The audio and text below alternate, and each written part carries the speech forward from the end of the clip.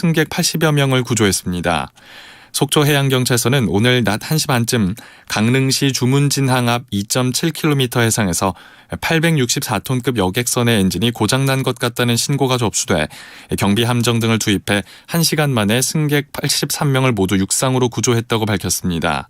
기관 고장을 일으킨 여객선은 해상에 정박한 가운데 자체 수리를 시도 중이며 수리가 어려울 경우 예인될 예정입니다. 날씨입니다. 광복절인 오늘 정체전선이 점차 남하하면서 늦은 오후에 중부지방부터 비가 시작돼 밤에는 전북과 경북 북부, 내일까지 남부지방으로 확대되겠습니다. 내일 오전까지 경기 서해안과 강원 산지, 경북 북동 산지에는 순간 풍속 초속 20m 이상의 강풍이 불겠으니 안전사고에 주의가 필요합니다. 모레까지 예상 강수량은 동해안을 제외한 전국에 30에서 100mm 정도이고 많은 곳은 충남권 남부와 전라권, 경남권 남해안을 중심으로 150mm 이상입니다. KBS 1라디오 5시 뉴스를 마칩니다. 아나운서 강성규였습니다. KBS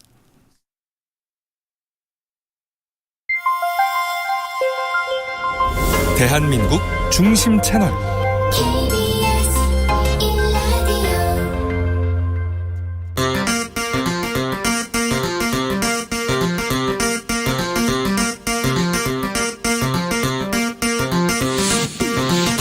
주진우 라이브.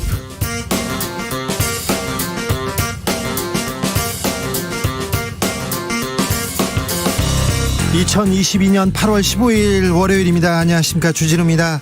윤석열 대통령이 광복절 경축사에서 자유를 33번 언급했습니다. 취임식에서 자유를 35번 외쳤는데요.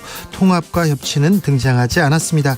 북한을 향해선 비핵화한다면 경제적 보상하겠다 담대한 계획 제시했습니다. 일본을 향해서는 김대중 오부치 공동선언 계승해서 한일 관계 회복시키겠다 밝혔는데요.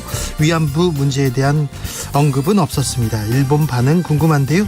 호사카 유지 교수와 알아보겠습니다.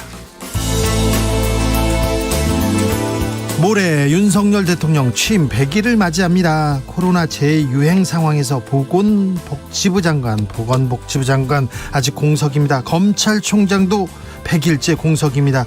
총장 없는 상태에서 검찰 인사 수사 진행되고 있고요. 검찰 수사권 기소권 분리법안에 대한 반격도 이어집니다. 한동훈 장관 꺼낸 검수완복 카드, 그러니까 검찰 수사권 완전 복원하겠다, 이 얘기 나오자 민주당은 시행령 쿠데타다 반발하고 있습니다. 박주민 의원과 자세한 이야기 나눠보겠습니다. 국민의힘 이준석 대표의 반격 시작됐습니다. 윤 대통령 개고기에 비유하면서 공격하기 시작했고요. 윤핵관에 대해서는 사람 하나 잡자고 집단 린치했다 직격합니다. 더불어민주당 전당대회는 반환점 돌았는데요. 이재명 후보 압도적 지지 얻고 있습니다. 강훈식 후보는 단일화 없이 사퇴했습니다. 정치적 원의 시점에서 정치권 상황 짚어보겠습니다. 나비처럼 날아 벌처럼 쏜다. 여기는 주진우 라이브입니다.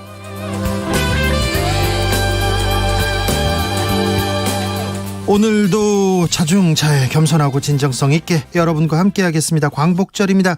광복절 어떻게 보내고 계신지요?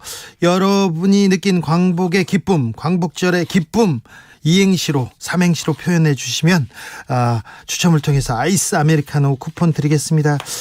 애청자분 중에 혹시 1945년 8월 15일 해방둥이 있습니까? 45년 태어난 해방둥이, 8월 15일이 생일인 광복둥이도 찾겠습니다. 광복의 기쁨 함께 누려보겠습니다. 샵9730, 짧은 문자 50원, 긴 문자는 100원이고요. 콩으로 보내면 무료입니다. 그럼 주진우 라이브 시작하겠습니다.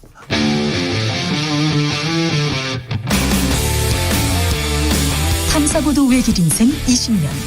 주 기자가 제일 싫어하는 것은?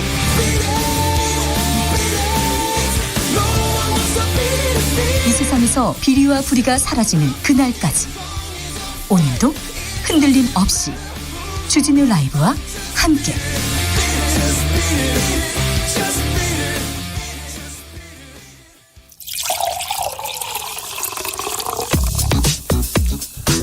진짜 중요한 뉴스만 쭉 뽑아냈습니다. 주스 정상근 기자, 어서 오세요. 네, 안녕하십니까. 오늘 어떻게 보내셨습니까? 네, 일하면서 보냈습니다. 네, 광복절인데요. 뭐 언제나 일을 하죠. 네, 말복인데요. 말복은 몰랐네요. 네. 광복절 뭐 특별한 계획 없으십니까? 뭐 오토바이를 탄다던가 그런 건 안 하시죠? 뭐 절대 그런 건 안 하고요. 네. 이 광복절에 일을 했는데 네. 이 말복이다 보니까 이 일을 끝내야겠습니다. 알겠습니다. 네.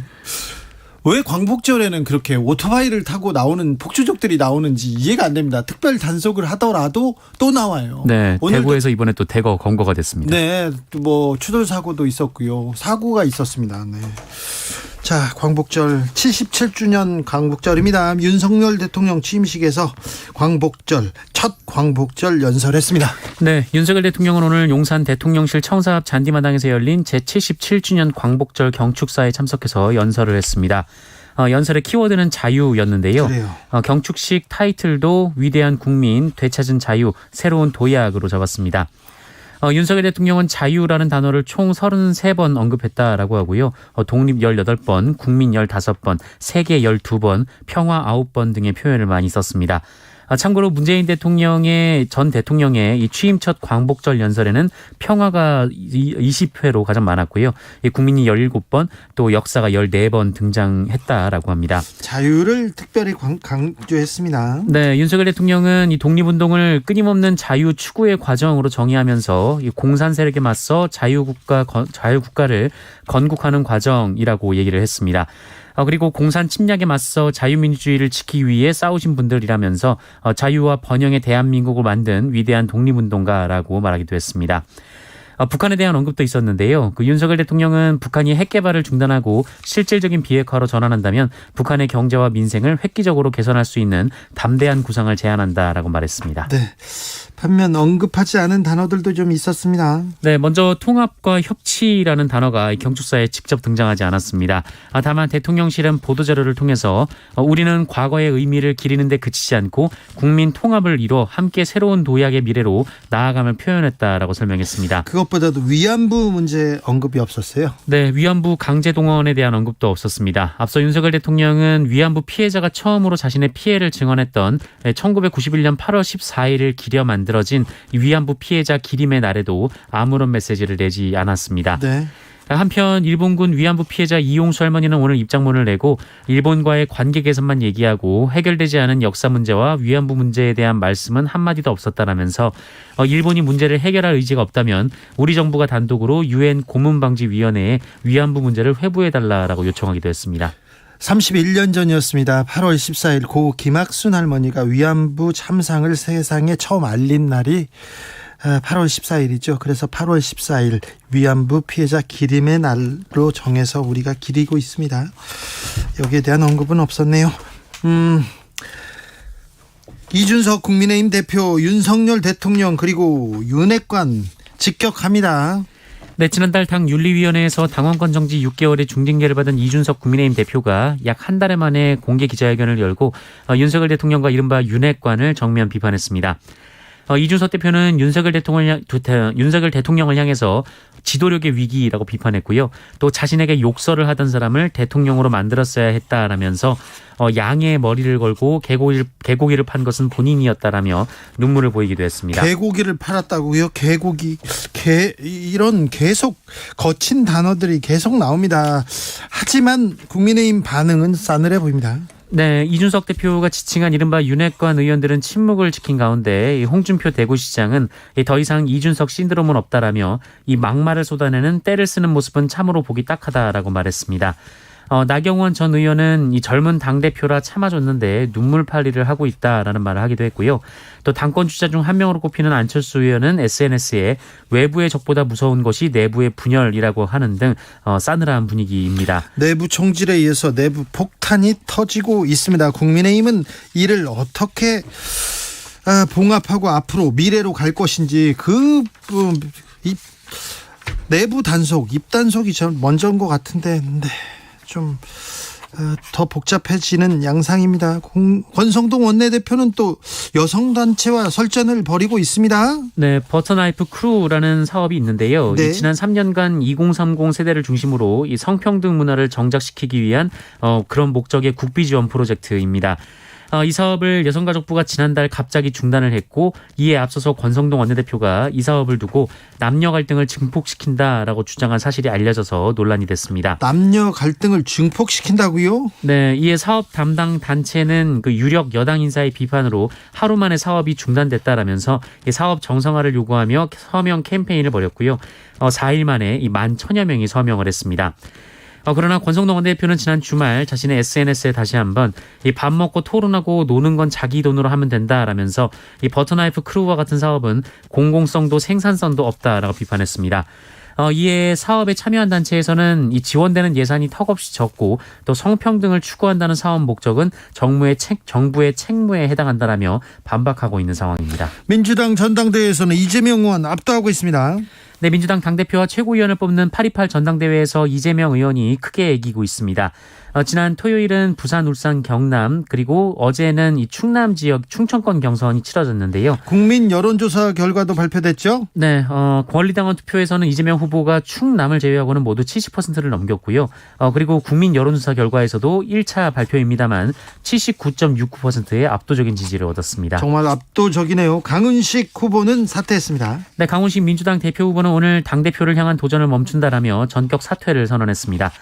강훈식 후보는 패배를 딛고 일어나 국민 여러분께 쓸모있는 민주당을 보여드리고 싶었고 다시 가슴 뛰는 민주당을 만드는 당대표가 되고 싶었다라며 이제 그 과제를 두 후보에게 맡기고 한 명의 구성원으로 돌아가 새로운 길을 찾아보겠다라고 말했습니다. 근데 끝까지 단일화에는 선을 그었어요? 네, 강훈식 의원은 남은 두 분 중 누가 당대표가 되더라도 가장 낮은 곳에서 헌신적으로 돕겠다라고 말했고요. 이 반명 단일화만으로 민주당을 이끌 수 없다고 수차례 말해왔다라고 말했습니다. 어제 충청권에 비가 많이 내렸습니다. 오후 늦게부터는 수도권에도 비가 온다고 했습니다. 네, 비 피해가 좀처럼 멈추지 않고 있는데요. 이 말씀하신 대로 어제 새벽 충남 지역에 기습 폭우가 내려서 이 시간당 110mm라는 기록적인 폭우가 쏟아졌습니다. 네. 이로 인해 어제 새벽 2시쯤 화물차를 타고 가던 50대 2명이 실종되는 사고가 있었고요.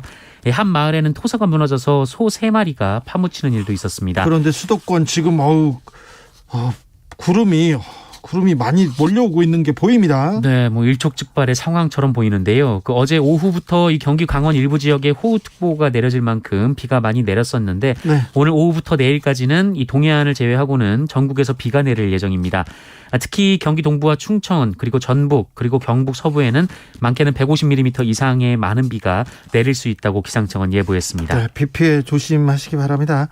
코로나 상황 어떻습니까? 네, 오늘 코로나19 신규 확진자 수 62,078명이었습니다. 어제보다 57,000여 명 감소했는데요. 이 주말 검사 건수 감소 영향으로 보이고요.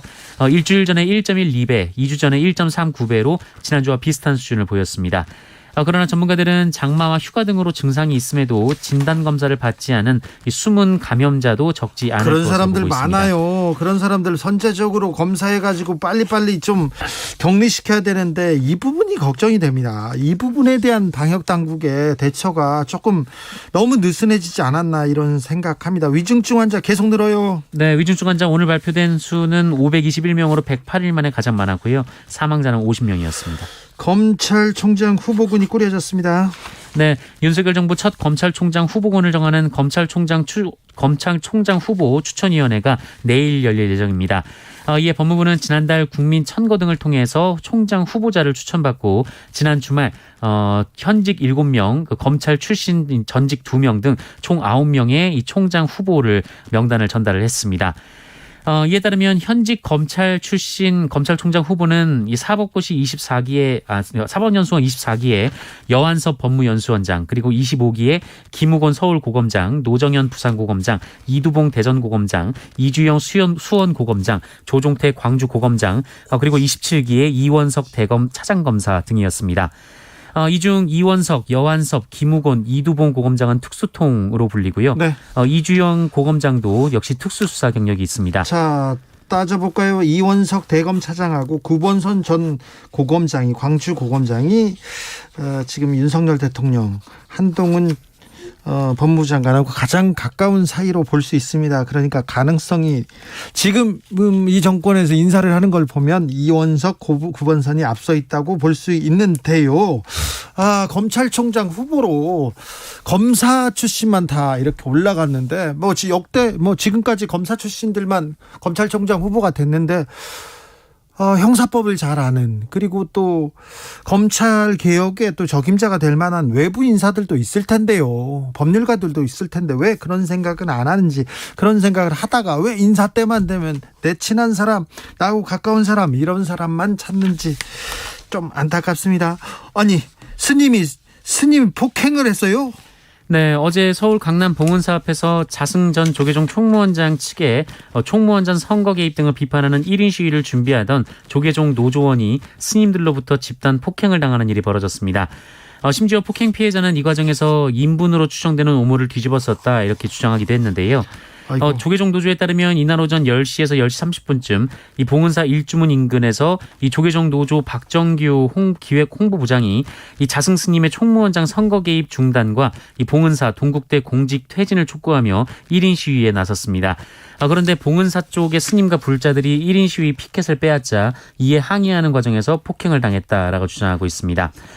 한편 이 폭행 당시 현장에 경찰관도 여럿 있었다고 하는데요. 그리고 카메라로 찍고 있는데 그 스님이 가서 그냥 때렸습니까? 네, 그렇습니다. 스님이 폭행을 시작하자 경찰이 만류를 했음에도 불구하고 이 박정규 씨를 완력으로 제압해서 바닥에 쓰러뜨리고 발로 찼다라고 합니다.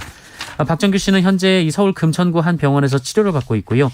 이 폭행으로 인해 허리와 무릎 통증을 호소하고 입술 부위가 크게 다쳤다라고 합니다. 지금 조계종에서 차기 총무원장 스님 이거 좀 선거 이제 진행되려고 하는데, 이 관련된 일이라고 하는데 스님이 또 불자를 폭행했습니다. 어떤 일이 있는지 제가 취재해보고 알려드리겠습니다. 주스 정상근 기자와 함께했습니다. 감사합니다. 고맙습니다. 검찰의 수사권 기소권 완전 분리 법안 다음 달 시행될 예정인데요. 갑자기 한동훈 법무장관 시행령 개정으로 맞불을 놓았습니다. 검수완복이다, 이런 얘기도 나옵니다. 그런데 법조계에서는 국회와 법무부가 지금 정치 싸움을 하고 있다 우려하는데, 민주당 입장 한번 들어보겠습니다. 박주민 더불어민주당 의원, 안녕하세요.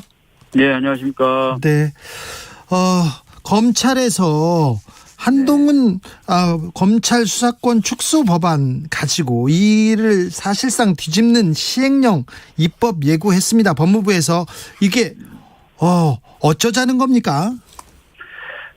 사실 이제 국회에서 지난번 법 개정을 한 이유, 그리고 한 목적은 검찰이 직접 수사할 수 있는 범위를 대폭 좀 줄이면서 그 부분을 경찰이 좀 우선적으로 수사권을 가지도록 하는 방향이었지 않습니까? 그래서 수사기관이 좀 수사를 하고 검찰은 기소를 담당하게 하면서 수사권 남용을 막고 기소도 올바르게 좀 되도록 만드는 그런 모델을 좀 만들려고 한 건데요. 네. 이번에 이제 한동훈 법무부 장관이 시행령을 만들면서 그런 입법 취지를 좀 몰각시키고 오히려 검찰의 직접 수사 범위를 다시 확대시키면서 원상태로 거의 사실상 회복시키는 그런 시행령을 만든 것 같습니다. 그래서 일단은 저희들 입법 취지를 훼손하는 시행령이다. 그래서 법률에 위반되고 헌법에 위반된다.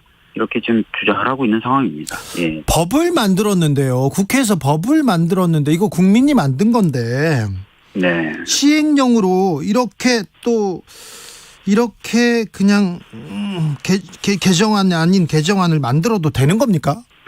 그러니까 사실은 뭐 법을 만들면은 그 법을 뭐 좋아하는 분도 계시고 싫어하는 분도 계실 겁니다. 특히 행정부로서도 이 국회에서 만든 법이지만 참 좀 불만이 있다, 이렇게 생각할 수도 있거든요. 네. 그렇다고 해서 행정부가 법의 취지를 몰각시키는 시행령을 만드는 것은 헌법에 금지돼 있습니다. 네. 그래서 사실은 이런 일이 반복돼서는 안 되는데, 최근에 이제 윤석열 정부 들어서서는 인사정보관리단, 그 다음에 경찰국 신설, 그리고 이번에 이제 검찰 수사범위 확대, 연속해서 지금 법률의 취지를 위반하는 시행령들을 만들고 있거든요. 네. 저는 아까도 말씀드렸던 것처럼 뭐 법률 위반일 뿐만 아니라 헌법에서 금지하는 즉 위헌죄이기 때문에 네. 더 이상 진행이 되지 않아야 된다, 이렇게 보고 있습니다. 맞아요. 경찰국 신설도 시행령 개정만으로도 이루어졌는데, 아까 헌법 위배다, 법률 위반이다 이렇게 얘기했는데 법무부에서는 법리상 문제없다 이렇게 주장합니다. 지금 뭐 검찰 쪽 얘기를 제가 이제 들어보면은 법문에 위배되는 바가 없다, 네. 이런 식의 주장을 하는 것 같아요. 그런데 아시다시피 지난번 개정 논의를 할 때도 이 개정안이 개정된 내용이 어떤 취지다라는 것들을 논의를 했었고 특히 통과될 때 본회의에서도 제안 설명과 국회의장의 설명으로서 부패범죄와 경제범죄 하나는 수사 범위를 지정한 것이다라는 것이 명확했거든요. 그렇기 때문에 거기에 위배돼서 뭐 선거범죄니 뭐 이런 것들을 해석을 통해서 또는 시행령 개정을 통해서 막 집어넣는 것은 법률 위반이죠. 예. 이 조문에 등을 넣었는데 민주당이 이 법안을 만들면서 좀 허술하게 만든 탓이다 이런 지적도 나와요. 어떻게 보세요? 뭐 사실 저도 그런 우려가 좀 있어서 등을 중으로 좀 하라라고 주장을 했던 사람입니다. 이 얘기를 지금 박주민 의원께서 이 법을 만들 때 말씀하셨어요. 예, 제가 말씀을 드린 바가 있습니다. 네네. 그러나 그렇다 하더라도 통과될 당시에 기억을 하실지 모르겠지만 본회의 때 진성준 수석이 제안 설명이라는 걸 합니다. 우리가 법률을 이렇게 개정하려고 했고 그 개정의 취지와 목적, 내용은 이런 거다라고 설명을 합니다. 그다음에 그걸 듣고 의원들이 표결을 하는 거예요. 네. 근데 그 제안 설명에 이제 법문이 약간 애매하더라도 사실 부패범죄와 경제범죄 한해서 수사라고 하는 뜻이다라고 얘기를 담았고요. 예. 통과가 된 후에 박병석 의장님도 그런 취지다라고 다시 이제 국회의장 차원에서 다시 한번 설명을 합니다. 그러면 입법자의 의도는 명확하거든요. 네. 그거를 이제 사실은 정부 관계자들은 다 아는데도 이제 어떻게 보면 약간 법 기술적인 행태로 나오는 거죠. 네. 네, 법무부에서 그래서 한동훈 네. 법무부 장관은 아니 왜 수사를 못하게 하느냐 이렇게 주장하던데 그 그렇진 주장은 않습니다. 어떻게 보셨어요? 뭐 저희가 이제 수사를 하지 말라고 한 적이 없고요. 예. 수사는 경찰이 좀 주로 하고 네. 검찰은 경찰의 그런 수사가 적법한지 제대로 됐는지 관리 감독을 주로 하면서 기소에 방점을 찍으라고 얘기한 거예요. 그래서 네. 경찰에 의해서 수사가 진행되라고 하지 저희가 수사를 하지 말라고 한 적이 없습니다. 네. 예. 그런데 수사권하고 기소권하고 이렇게 분리해놓고 네. 검찰이 경찰의 수사를 관리 감독하는 것만으로도 엄청난 권한이지 엄청난 않습니까? 권한이죠. 그렇죠. 네. 권한을 다 네. 뺏겼다 이렇게 볼 수는 없는데 왜 이렇게 직접 수사를 하려고 할까요? 검찰은? 글쎄요. 뭐 그 속마음까지는 잘 모르겠는데요. 워낙 오랫동안 자신의 고유한 권한이라고 느껴왔던 걸 뺏긴다고 자꾸 생각을 하나 봐요. 그런데 네.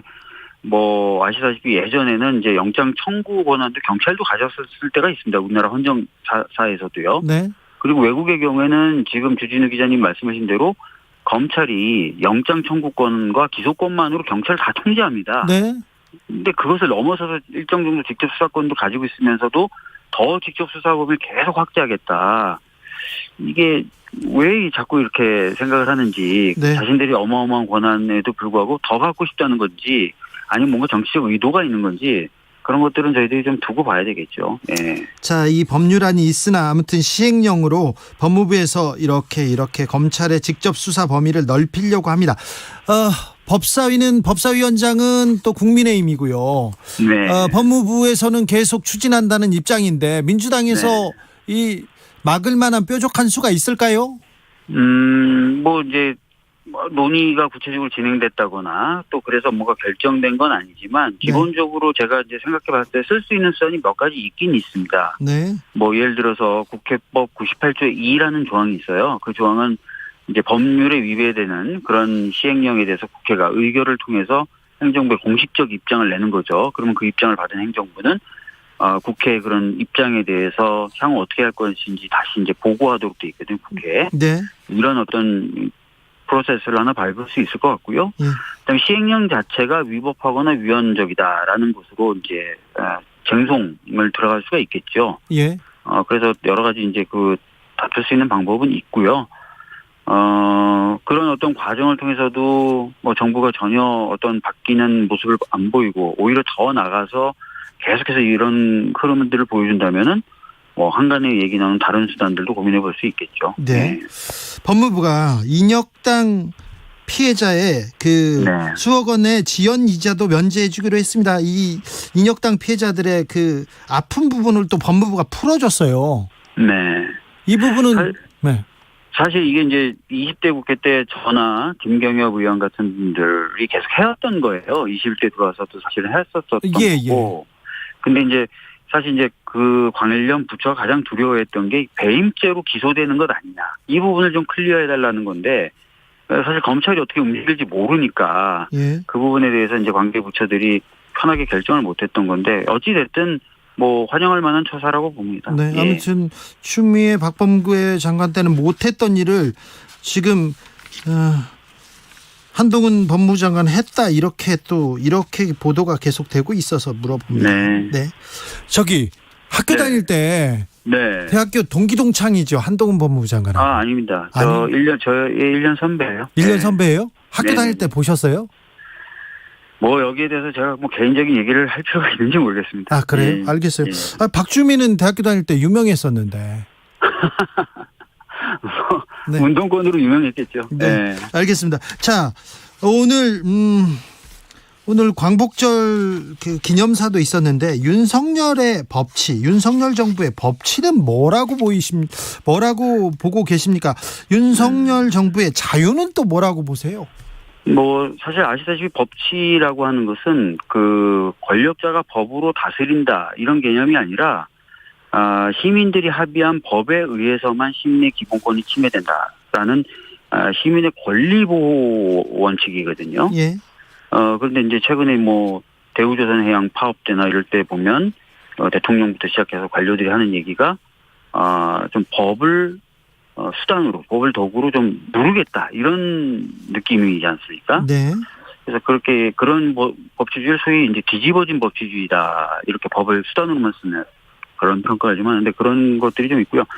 자유를 또 많이 강조하시는데 그러면서 뭐 불량식품 먹을 자유, 그 다음에 뭐 국가가 관여를 안 하는 그런 의미에서의 자유 이렇게 얘기하시는데 보통 그거에 60년대나 70년대 얘기되었던 소극적 자유지 않습니까? 네.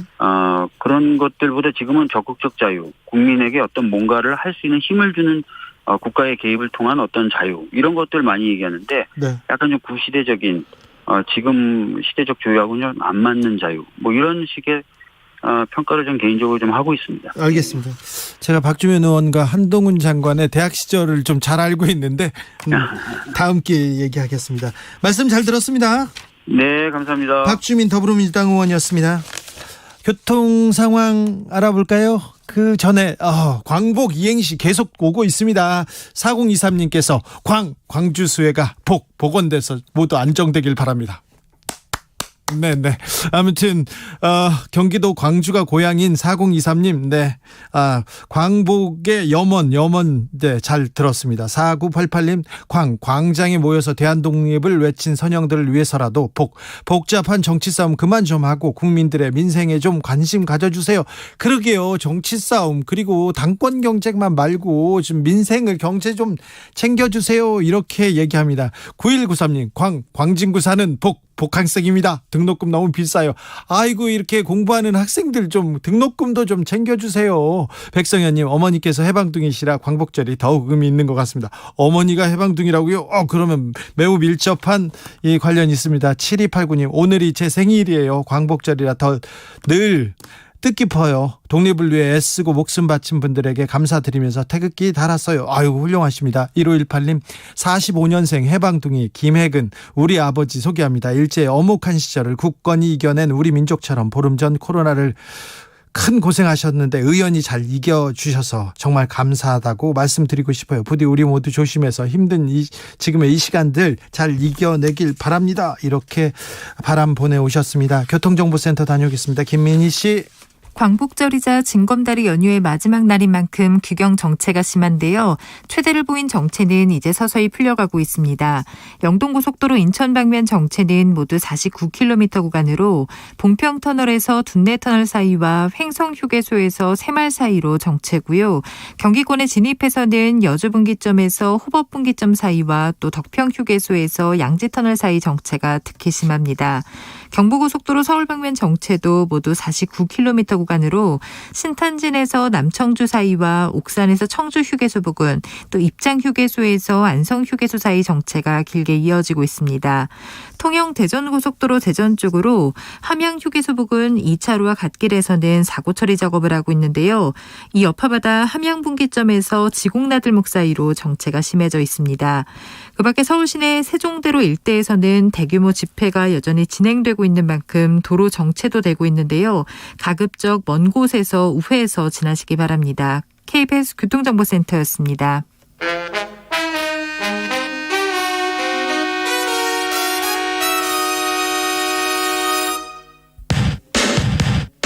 주진우 라이브 돌발 퀴즈. 오늘의 돌발 퀴즈는 객관식으로 준비했습니다. 문제를 잘 듣고 보기와 정답을 정확히 적어 보내주세요. 8월 15일 오늘은 광복절입니다. 우리나라가 일제로부터 해방된 것을 기념하고 임시정부 법통을 계승한 대한민국 정부 수립을 축하하는 날인데요. 오늘 오전 서울 용산 대통령실 잔디마당에서 애국지사와 독립유공자 및 그 유족 국가 주요 인사 등 300여 명이 참석한 가운데 경축식이 열리기도 했습니다. 자, 여기서 문제 드릴게요. 올해는 광복 몇 주년일까요? 보기 드릴게요. 1번 77주년, 2번 100주년. 다시 한번 들려드릴게요. 1번 77주년, 2번 100주년. 샵 9730 짧은 문자 50원, 긴 문자는 100원입니다. 지금부터 정답 보내주시는 분들 중 추첨을 통해 햄버거 쿠폰 드리겠습니다. 주진우 라이브 돌발 퀴즈 내일 또 만나요.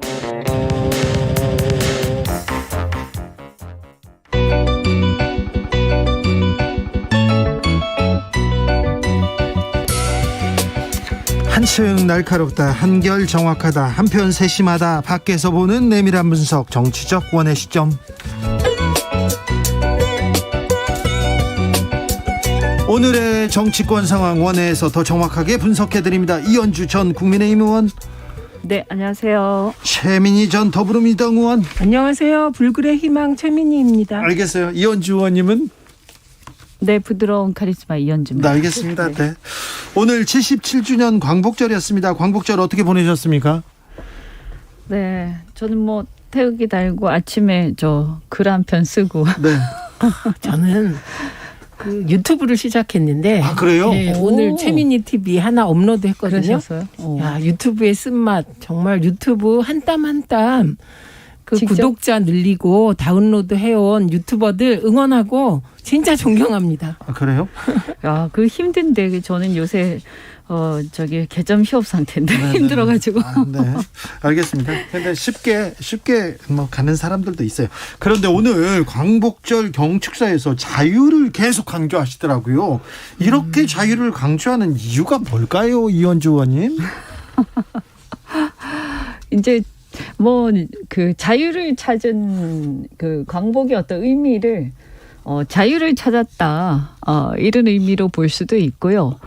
또 이제 광복 이후에 또 우리 어떻게 보면 분단이 되지 않았습니까? 네. 그래서 자유 통일 뭐 이런 것을 암시하는 그런 의미도 있지 않겠습니까? 네, 알겠어요. 뭐 좋은 말이에요. 좋은 말인데 광복절 기념사가 우리 네. 정치사에, 우리 역사에 굉장히 중요한 화두를 던지는 그런 의미가 있는 그 경축사잖아요. 네, 네. 근데 여기에서 이렇게 자유를 이렇게 또 한일 관계, 또 남북 관계, 정치 관계 말고 자유. 근데 이제 이게 해방 또는 독립 이것이 자유를 찾는 것이죠. 네. 그렇긴 한데 이 자유의 의미라는 게 여러 의미로 쓰이는 것 같아요. 사람마다. 근데 이게 이제 자유라고 할 때 단순히 반공의 의미를 뛰어넘어서 이제는 정말 우리가 개인의 자유, 권력으로부터 자유, 이걸 정말 사실은 충분히 체득하고 있어야 되는데 네. 제가 볼 때 사실은 아직까지 자유주의가 제대로 자리 잡기에는 아직 갈 길은 먼 것 같습니다. 알겠습니다. 최민희 의원님. 우선 보수 정부의 정체성을 얘기할 때 우리 보수다 이렇게 하기 힘드니까 자유라는 단어를 쓰는데 이게 상황적으로 좀 김이 빠졌습니다. 왜냐하면 이준석 대표가 기자회견에서 그 자유의 개념을 이념적 자유가 아닌 개인의 자유, 개인의 다양성을 기반으로 하는 자유라는 개념으로 규정해버려서 조금 그런 생각도 들었어요. 누군가 이준석 대표 그 기자회견을 보고 되게 그 자유라는 단어를 의식했나 이런 생각이 좀 상황적으로 들었습니다. 그랬고 그다음에 저는 되게 아쉬웠던 건 이번 8.15 광복절 축사에서는 지금 전 세계적인 위기, 미중 갈등으로 인한 신냉전으로 갈지 모른다는 불안감. 이게 경제, 그러니까 돈이냐 아니면 동맹이냐 이 사이에서 우리가 굉장히 힘든 상황인데 이걸 관통하는 뭔가 키워드가 나오길 바랬을 겁니다. 저는 그게 실용 외교라고 생각해요. 그러니까 자유다, 평등이다, 뭐 이런 게 아니라 평화 실용 외교.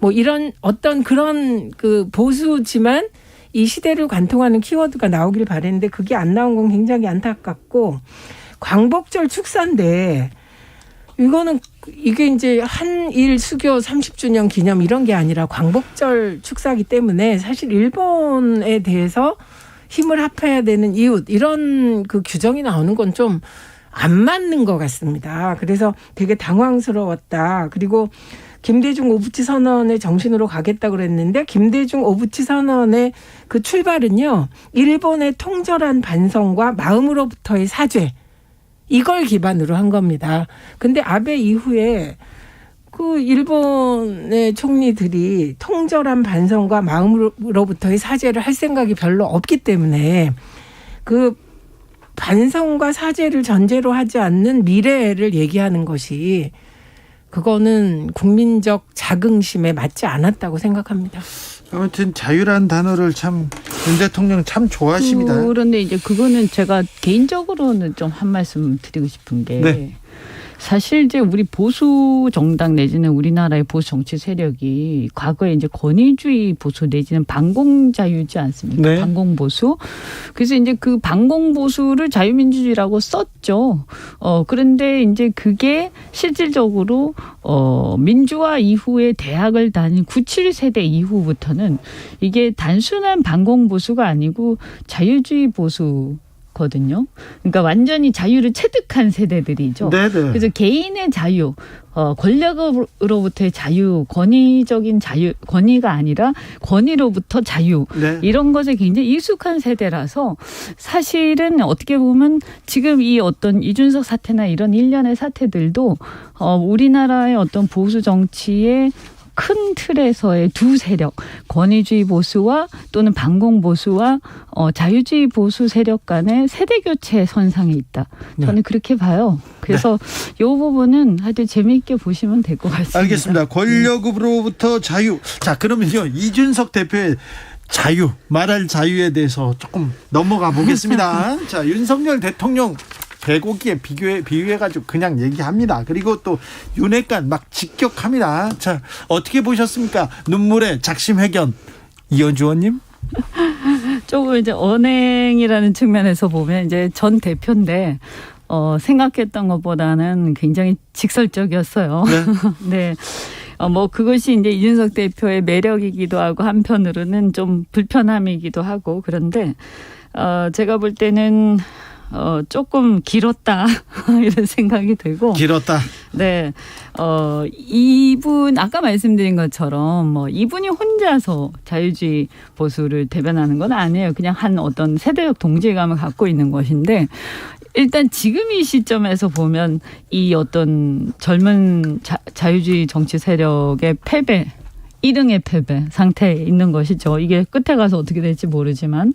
그런데 이렇게 된 원인 중에 하나는 이제 어떻게 보면 리더십의 부족함도 분명히 있습니다. 한편으로는 구세대의 어떤 권위적 문화에도 있는 거고요. 그 두 개가 충돌하면서 이렇게 된 건데 사실 좀 아쉬운 게 좀 있어요. 조금 더 이렇게 왜냐하면 전직 대표였기 때문에 좀 더 무거운 언어로 썼으면 어땠을까.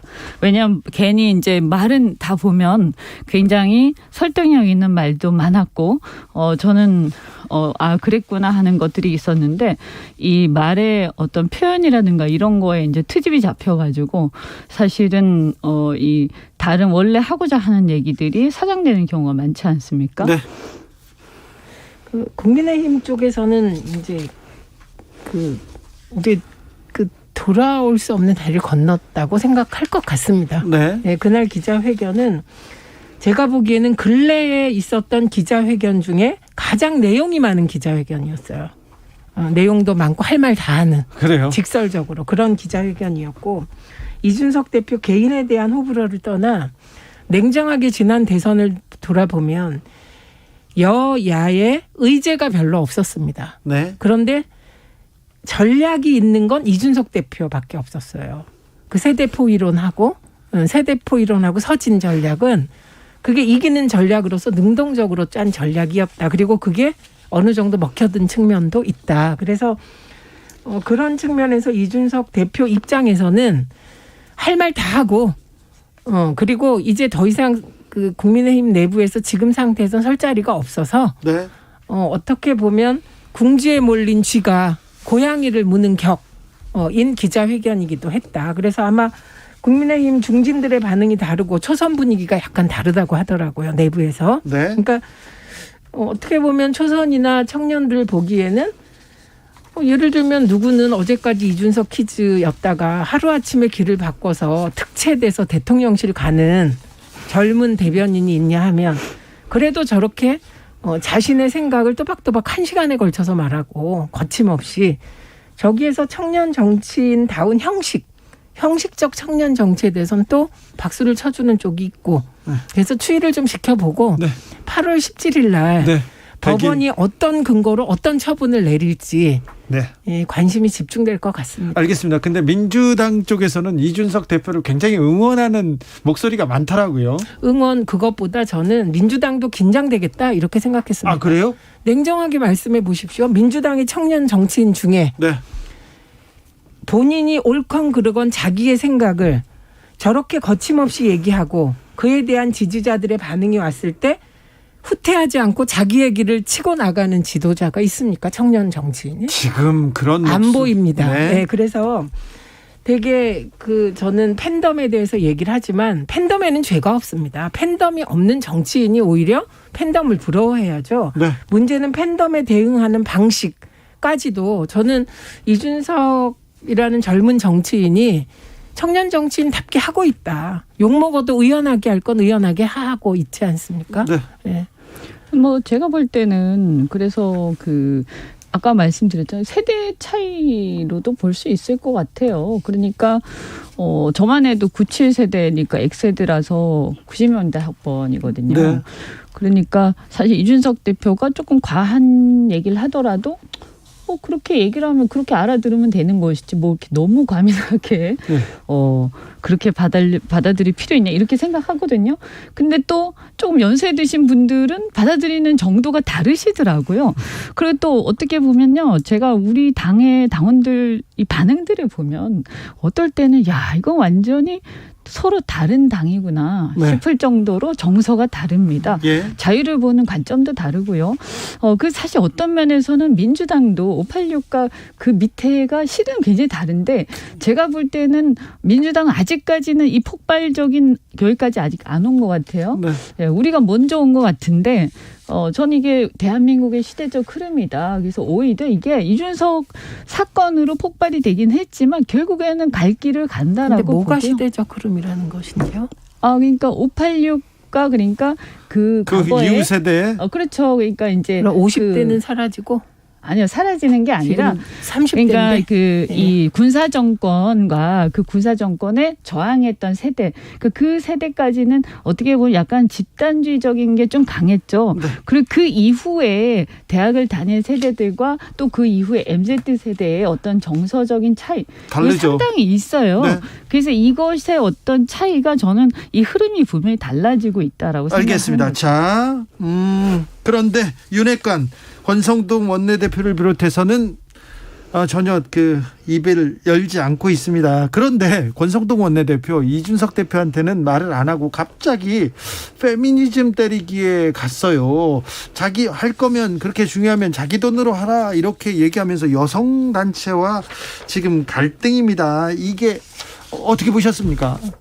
이거는 자다가 봉창 두들기고 계시는 거다. 그래요? 저는 이렇게 봅니다. 그러니까 사실 MZ 세대가 과거에 그 남녀 평등하지 않았던 시대를 살았던 분들과 여성 문제 해결에 있어서 태도가 다른 건 너무나 이해되는 일이에요. 예. 상황이 다르니까. 네. 그런데 사실은 지금 50대 이상의 남성들은 그런 남녀 불평등 시대에 수혜를 받고 크신 분들이 많으세요. 그러니까 권성동 대표 같은 경우는 아마도 수혜를 받은 쪽에 엄청 많이 받으셨죠. 예, 그런 세대라고 보입니다. 그래서 되게 그런 세대의 남성들은 예를 들면 뭐 젠틀맨으로서 여성들에게 더 잘해주려고 한다거나 네. 아니면 그 여성 할당제에 대해서 우호적인 태도를 보여왔어요. 예. 수혜받은 세대이기 때문에 네. 그거에 대해서 MZ 세대들이 우리는 수혜받은 게 하나도 없는데 왜 수혜받은 질서를 우리에게 물려주느냐 이렇게 반발하는 건 너무 당연한데 갑자기 MZ 세대가 취해야 될 태도로 수혜받았을 것으로 보이는 세대의 정치인이 여성 문제를 가지고 이렇게 치고 나오니까 정말 뜬금없다. 이게 잘못하면 마초적으로 보여요. 그래서 저는 이 어떤 반페미니즘의 어떤 이 흐름, 이것이 MZ 세대가 왜 이런 주장을 하는지가 이게 사실 공정의 문제인 거거든요. 예. 근데 이걸 잘 이해를 하고 얘기를 해야 돼요. 근데 물론 이 맥락에 대해서는 이해가 갑니다만 사실 이거를 기성세대 그것도 특히 뭐 60 전후에 아주 혜택받은 남성분들이 얘기를 하시면 그것은 사실은 좀 적절치는 않아요. 네, 알겠습니다. 왜 갑자기 지금 광복절 전날 이 얘기를 치고 나가셨는지 참. 의제를 돌리려고 하셨을 수도 있는데 안 돌려질 거예요. 그런가요? 네. 자, 민주당에서는 강훈식 후보가 중도 사퇴 선언했습니다. 자, 이재명, 박용진 두 후보 간 양자 대결인데요. 그래도 뭐 지금 압도적으로 이재명 후보 앞서 달리고 있습니다. 그러니까 우선 애초에 예측과는 달리 여론조사, 일반 여론조사에서 더 격차가 벌어졌습니다. 예. 거의 80% 가까이 79점 몇 프로. 민주당 그 당원들이나 지지자들이 누가 독주하면 그런 다른 사람들 있잖아요. 좀 약한 후보들을 좀 응원해주고 그쪽으로 표를 보내주던 그런 옛날에 그게 표심이 있었는데 지금은 안 달라졌어요. 그것은 그 지지자들이나 당원들의 그렇죠? 선택이라기보다 옛날에는 주자들이 이렇게 한 명을 때리질 않았습니다. 네, 이런 식으로 모든 주자들이 벌떼같이 일어나서 1등하는 후보를 예를 들면 조중동이나 국민의힘의 언어로 내부로 가져와서 비난하는 일이 별로 없었어요. 그런데 이번은 처음부터 끝까지 6월 1일 이후에 이재명 나오지 마라. 이재명 나오면 나 안 나간다. 너 나가라. 뭐 이런 분위기였잖아요. 네. 그래서 이건 오히려 거꾸로 1위 하는 후보를 동정하는 분위기가 당원과 지지자들의 형성되는 묘한 분위기가 됐고요. 그다음에 좀 아까도 우리가 세대 교체 얘기를 했습니다만 저는 늘 거듭 말씀드렸지만 70년에 야당에서 40대 기수론이 나왔고 40대 기수론을 치고 나간 건 김영삼이었다. 그런데 최종적으로 야당의 대통령 후보가 된 것은 DJ였다. 그 이유는 40대 젊은 세대로 바꿔야 한다는 형식만으로는 대통령 후보가 되기 어려운 거다. 그때 DJ는 4대 강국 보장론, 대중경제론, 부유세, 향토예비군 폐지 등등 같은 정말 쇼킹한 의제들을 들고 나와서 그 의제를 치고 나가면서 대권 후보가 됐다. 네. 그러니까 나이가 젊으니까 세대 교체해야 된다로만은 세대 교체가 되지 않는다는 말씀을 우리가 계속 나눠왔는데요. 그러니까 이번에 박용진, 강훈식 두 도전자가 있는데 이 두 도전자도 계속 우리 머릿속에 남는 건 반 이재명 단일화 하냐 안 하냐. 박용진, 강훈식의 비전이 뭐였고 어떤 정책을 들고 나왔는지 아무도 모른다는 거예요. 네. 그래서 그러니까. 그런 것만으로는 세대 교체가 되지 않는다. 근데 이게 보면 이분들이 도대체 뭘 주장하는지 잘 모르겠어요. 네. 그리고 이재명 후보의 뭐가 문제고 자신들은 여기에 차별화해서 어떻게 하겠다. 그리고 민주당을 어떻게 혁신하겠다. 혁신하겠다는 말은 계속 하는데 민주당이 어떤 점을 어떻게 혁신하겠다가 없거든요. 그래서 깃발은 막 나웃기는데 백기를 들고 막 흔드는 그런 느낌이에요. 그 깃발의 내용이 전혀 없거든요. 그래서 이런 부분들이 자칫 잘못하면 어떻게 보이냐면 그러면 위에 세대들한테 이렇게 그냥 젊으니까 네가 나가라 이래가지고 사주받고 나온 걸로 오해받을 수도 있어요. 네. 네. 진짜 그래요? 그럴 수도 있어요. 깜짝 놀랐네요. 네. 아니 그러니까 누군가가 이렇게 세력들이 이렇게 해서 네가 나가 네가 젊으니까 이럴 수도 있고 그것보다는 저는 이렇게 97세대 말로만 하지 말고 자신들의 어떤 아이덴티티를 갖고 나가야 된다 이런 그렇죠. 거죠. 맞습니다. 네. 자, 용산 100일 이제 취임 100일이 이틀 앞으로 다가왔습니다. 용산 100일 어땠습니까? 자, 앞으로는 뭘 어떻게 해야 될 것 같습니까? 이현주 의원님. 네, 솔직히 말씀드리면 네. 사실 100일인데 정말 오래 지나간 것 같아요. 네, 예. 너무 많이 맞아가지고 네, 여러 가지로 사실 이전 얘기 나올 때부터 해가지고 굉장히 여러 가지 뭐 정책적인 면, 정치적인 면 여러 가지 문제점들을 많이 노정하지 않았습니까? 그래서 좋게 평가를 하고 싶지만 사실은 아마 많은 분들이 이렇게 칭찬만 하기는 굉장히 어렵다. 네. 그래서 의혹은 많이 있었죠. 의혹은 뭐 이렇게 이제 문재인 정권에서 정권 교체를 하면서 이제 탈원전 문제라든가 뭐 그다음에 이 경제의 어떤 민간 위주의 경제 성장을 하겠다라부터 시작해가지고 많은 어떤 변화를 갖다가 외쳤습니다만 실제적으로 체감되는 부분들이 그렇게 크지 않았고요.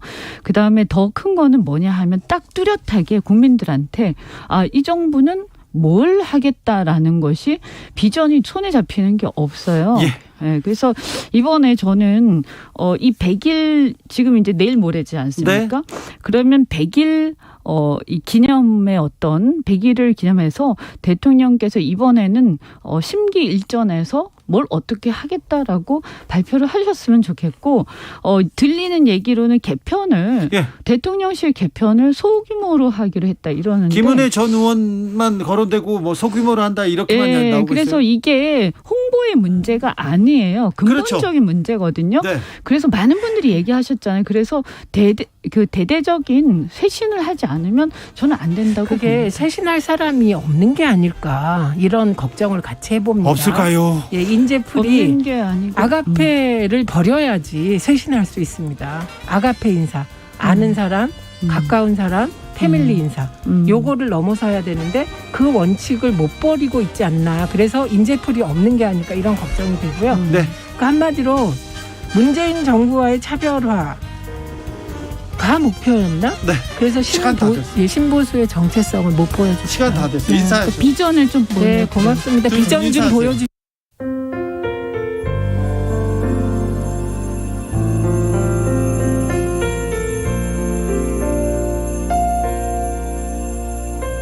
KBS 라디오 연중기획 희망충전 대한민국 495번째 이야기. 안녕하세요. 아나운서 이현주입니다. 10살 민경이는 클리펠 트라우네이 베버 증후군이라는 생소한 이름의 선천성 희귀질환을 갖고 태어났습니다. 혈관기형과 신경섬유종을 동반하는 이 병은 뚜렷한 치료 방법이 없는 게 특징입니다. 미혼부 아빠에게 버림받았다가 입양이 됐던 민경이는 희귀질환이 점차 심해지면서 결국 파양되고 말았는데요. 다행히 지금은 위탁가정의 따뜻한 보살핌 속에서 점차 안정을 찾아가고 있습니다. 그래도 이따금씩 떠오르는 파양의 상처가 쉽게 지워지지 않는 민경이. 갈수록 심해지는 가려움과 통증은 민경이를 더욱 괴롭게 만듭니다.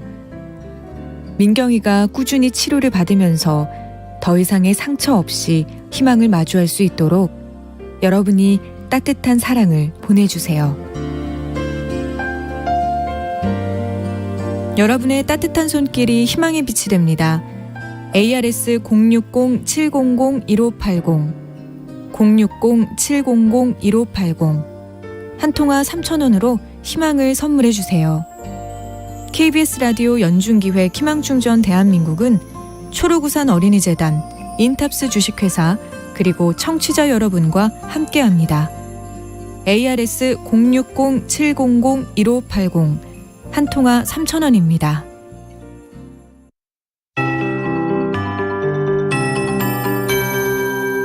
KBS 58분 날씨. 현재 경기 북부로 강한 비가 내리고 있습니다. 호우주의보가 내려져 있고요. 강원 북부도 호우특보인데요. 점차 일부 중부지방과 내일까지 전국 곳곳에 비가 이어지면서 호우특보가 확대될 수가 있겠습니다. 내일까지 전국 대부분 지역이 정체전선의 영향을 받아 강한 비가 내리겠습니다. 또 지금 바람도 매우 강한데요. 오늘은 중부 서해안과 강원 산지 중심으로 강한 바람도 주의를 하셔야 되겠습니다. 우선 내일 새벽에 수도권과 강원 내륙과 산지의 비는 그치겠는데요. 먼저 비가 내리기 시작하는 지역에 비가 그치겠지만 남부지방은 내일 오후까지도 이어지겠고요. 일부 남부지방과 제주는 모레 수요일에도 비가 조금 더 내린 뒤 그치겠습니다. 우선 수요일까지 예상 강우량 보면 충청권 남부 그리고 남부지방 중심으로 30에서 100, 많은 곳은 150mm 이상이고요. 수도권과 강원 내륙 산지, 충청권 북부는 20에서 80, 나머지 주로 동해안 쪽으로 10에서 60mm의 비가 지나겠습니다. 이번 한 주도 비가 자주 지나면서 금요일과 토요일도 전국에 비 오는 곳이 많겠습니다. 내일 낮 기온을 보면 서울이 30도, 제주는 33도까지 오르면서 폭염특보 많이 해제됐지만 제주 지역에 폭염특보가 남아 있으니까 좀 주의를 하셔야 되겠고요. 이번 한 주간은 대부분 30도 안팎의 기온이 유지되겠습니다. 현재 서울 기온 28.6도입니다. 최영우였습니다.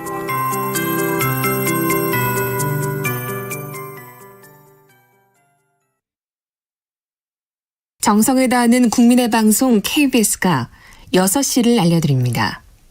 AM 711kHz, FM 97.3MHz, KBS 1라디오입니다. HLKA.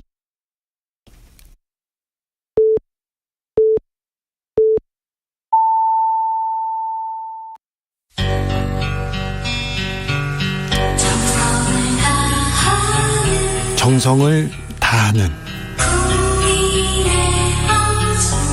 국민의 방송 KBS 주진우 라이브. 그냥 그렇다고요. 이 시각 라디오 정보센터 뉴스입니다. 대통령실은 윤석열 대통령이 광복절 경축사에서 밝힌 담대한 구상에 대해 북한 비핵화 협상 초기 과정부터 경제와 민생을 획기적으로 개선하기 위한 지원 조치를 적극 강구하고 남북공동 경제발전위원회를 설치해 운영하겠다고 밝혔습니다. 광복절인 오늘 기시다 후미오 일본 총리가 야스쿠니 신사에 공물료를 복납한 것에 대해 외교부는 깊은 실망과 유감을 표한다고 밝혔습니다.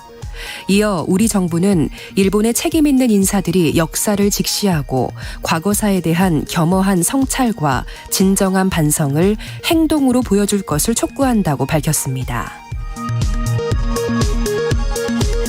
중국군이 미국 상하원 의원단의 타이완 방문에 대응해 오늘 실전훈련을 했다고 밝혔습니다. 낸시 펠로시 미국 하원의장의 타이완 방문에 대응한 중국의 맞불성 군사행동 이후 며칠간 소강 상태였던 타이완 해협에서 다시 긴장의 파고가 높아지고 있습니다. 어제 새벽 충남 지역에서 2명이 실종된 것을 포함해 지난 8일 이후 집중호우로 총 6명이 실종된 가운데 실종자들에 대한 수색 작업이 계속되고 있습니다. 중앙재난안전대책본부는 오늘 11시 현재 전국적으로는 사망 14명, 실종 6명, 부상자는 26명이며 아직 귀가하지 못한 이재민은 2,316세대, 5,100여 명이라고 밝혔습니다. 지금까지 라디오 정보센터 뉴스 박의주였습니다.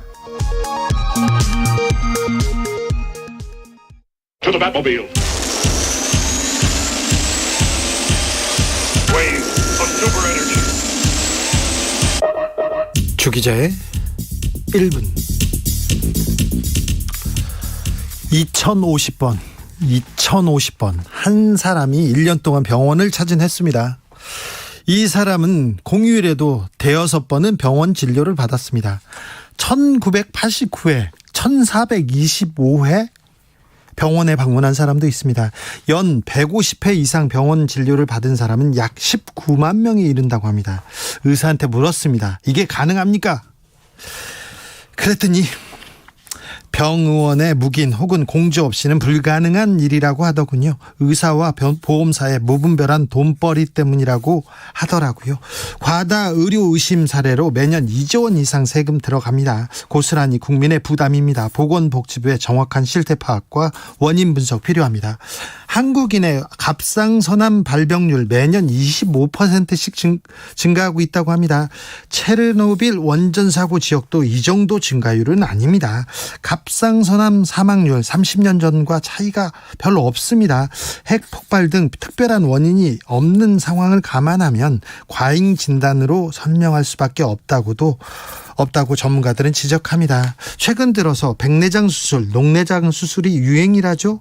그리고 생각해 보세요. 특별히 눈을 공격당할 만한 이유를 찾기 어렵지 않습니까? 왜 그럴까요? 이 밖에도 치질 수술, 허리 수술, 제왕절개, 우리나라가 독보적으로 수술을 많이 하고 있는 분야입니다. 보건복지부의 정확한 실태 파악과 원인 분석 필요합니다. 코로나 유행 무섭습니다. 위중증 환자 계속 늘고 있습니다. 가수의 흠뻑쇼에 확진자 무더기로 속출합니다. 이런 가운데 감기약 가격이 일제히 인상되고 있습니다. 그런데 방역당국 뭘 하는지 모르겠습니다. 언제부터 과학방역과 자율방역이 같은 말이었는지도 모르겠습니다. 보건복지부의 정확한 실태 파악과 원인 분석 필요합니다. 윤석열 정부 출범 100일을 맞습니다. 국민 건강과 복지를 책임질 보건복지부 장관 자리는 아직도 공석입니다. 지금까지 주기자의 1분이었습니다.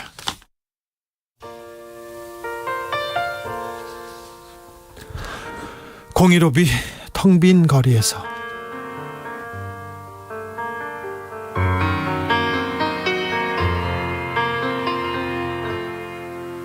내 곁에 말을 했지만 수많은 아픔만을 남긴 채 떠나간 그대를 잊을 수는 없어요. 기나긴 세월이 흘러도 싸늘한 밤바람 속에 그대 그리워 수화기를 들어보지만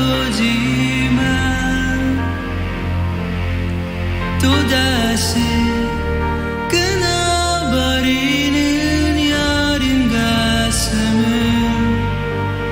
그댈 이제 알 수 있나요?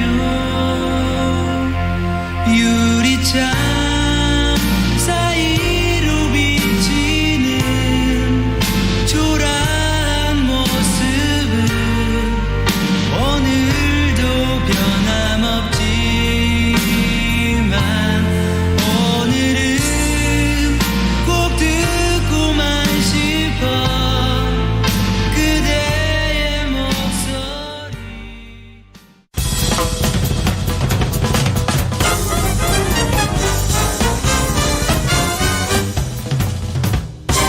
훅 인터뷰. 모두를 위한 모두를 향한 모두의 궁금증 훅 인터뷰. 77년 전 오늘이었습니다. 한반도는 일제히 해방, 광복, 그토록 염원하던 우리의 주권을 다시 찾게 됩니다. 흙 다시 만져보자, 바닷물도 춤을 춘다.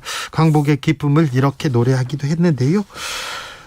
먼저 광복절을 맞아 별처럼 사라져간 우리 독립운동가들의 희생과 헌신에 감사함을 전합니다. 자, 77주년 광복절 윤석열 대통령은 자유를 강조했습니다.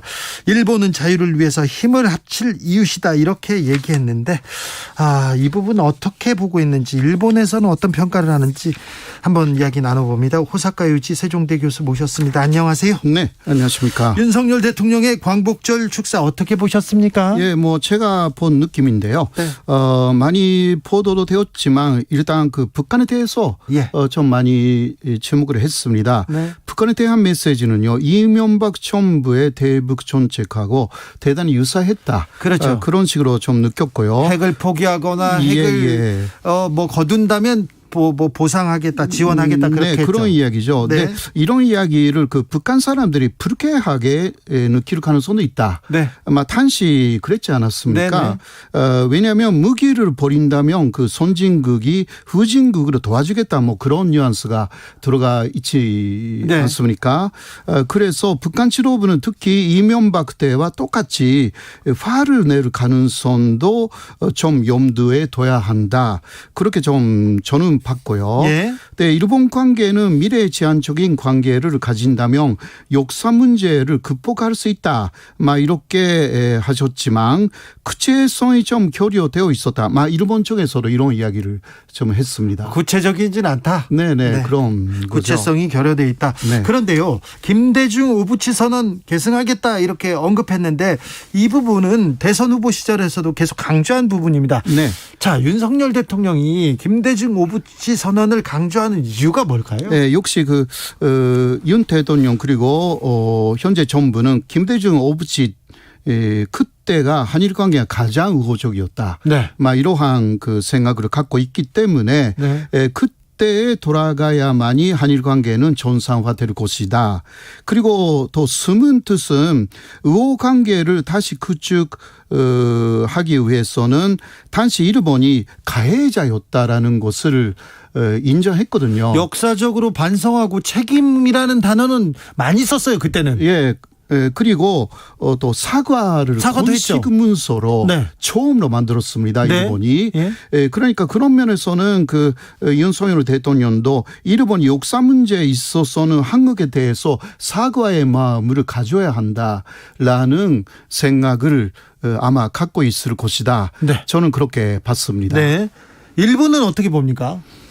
일본은 이 이야기에 대해서는 역시 사실 보도만 했습니다. 그냥 근데 김대중 오부치 얘기에 대해서 일본 또 언론에서 분석하고 이런 얘기 안 합니까? 일본은 거기에 대해서 그 분석을 하기 시작하면 좀 복잡합니다. 네. 예. 그래서 안 합니까? 예, 뭐 그래서 안 한다라기보다 하기 시작하면 아주 긴 이야기가 나오죠. 왜냐하면 김대중 오부치 선언이 있은 후에 일본은 역사 왜곡으로 또 다시 시작했기 때문에 아이고, 그래요. 그런 모든 이야기가 나오면 예. 상당히 길어질 것 같습니다. 근데 아무튼 윤석열 대통령 일본은 힘을 합쳐야 될 이웃 미래로 가자 이렇게 얘기했는데 네. 기시다 총리는 야스쿠니에 공물 복납했어요. 네, 그렇습니다. 그것뿐만이 아니라 특히 그 아베파에 속하는 오늘 그 하기우다 고이치 자민당 전조회장이라든가 어제는 니시무라 경제산업상이 야스쿠니 신사 참배를 했습니다. 네. 이 사람들은요, 기시다는 그렇게 공물을 좀 보냈지만 네. 이거는 우파들의 관심을 좀 살려고 네. 키시다 총리의 입장은 그렇지만 아베파는요 포스트 아베가 네. 되기 위해서 어떤 면에서는 아베파 안에 지도적인 인사들은 앞다투어서 야스쿠니 신사를 참배한다. 네. 이런 식으로 볼 수가 있습니다. 네. 예. 자, 기시다 내각이 들어섰는데 우리도 윤석열 정부가 들어섰고요. 한일 관계 좀 나아져야 될 텐데. 네. 8.15 기념사도 있었는데 전반적으로 어떻게 될 거라고 전망하시는지요? 예, 전반적으로는 그러니까 현안이 있지 않습니까? 예. 간제지원 문제라든가 위안부 문제. 네. 이 부분은 일본은 계속 한국 쪽에 책임을 미룰 가능성이 충분히 있고요. 한국이 어떻게 이걸 해결합니까? 역사 문제를. 그러니까요. 네.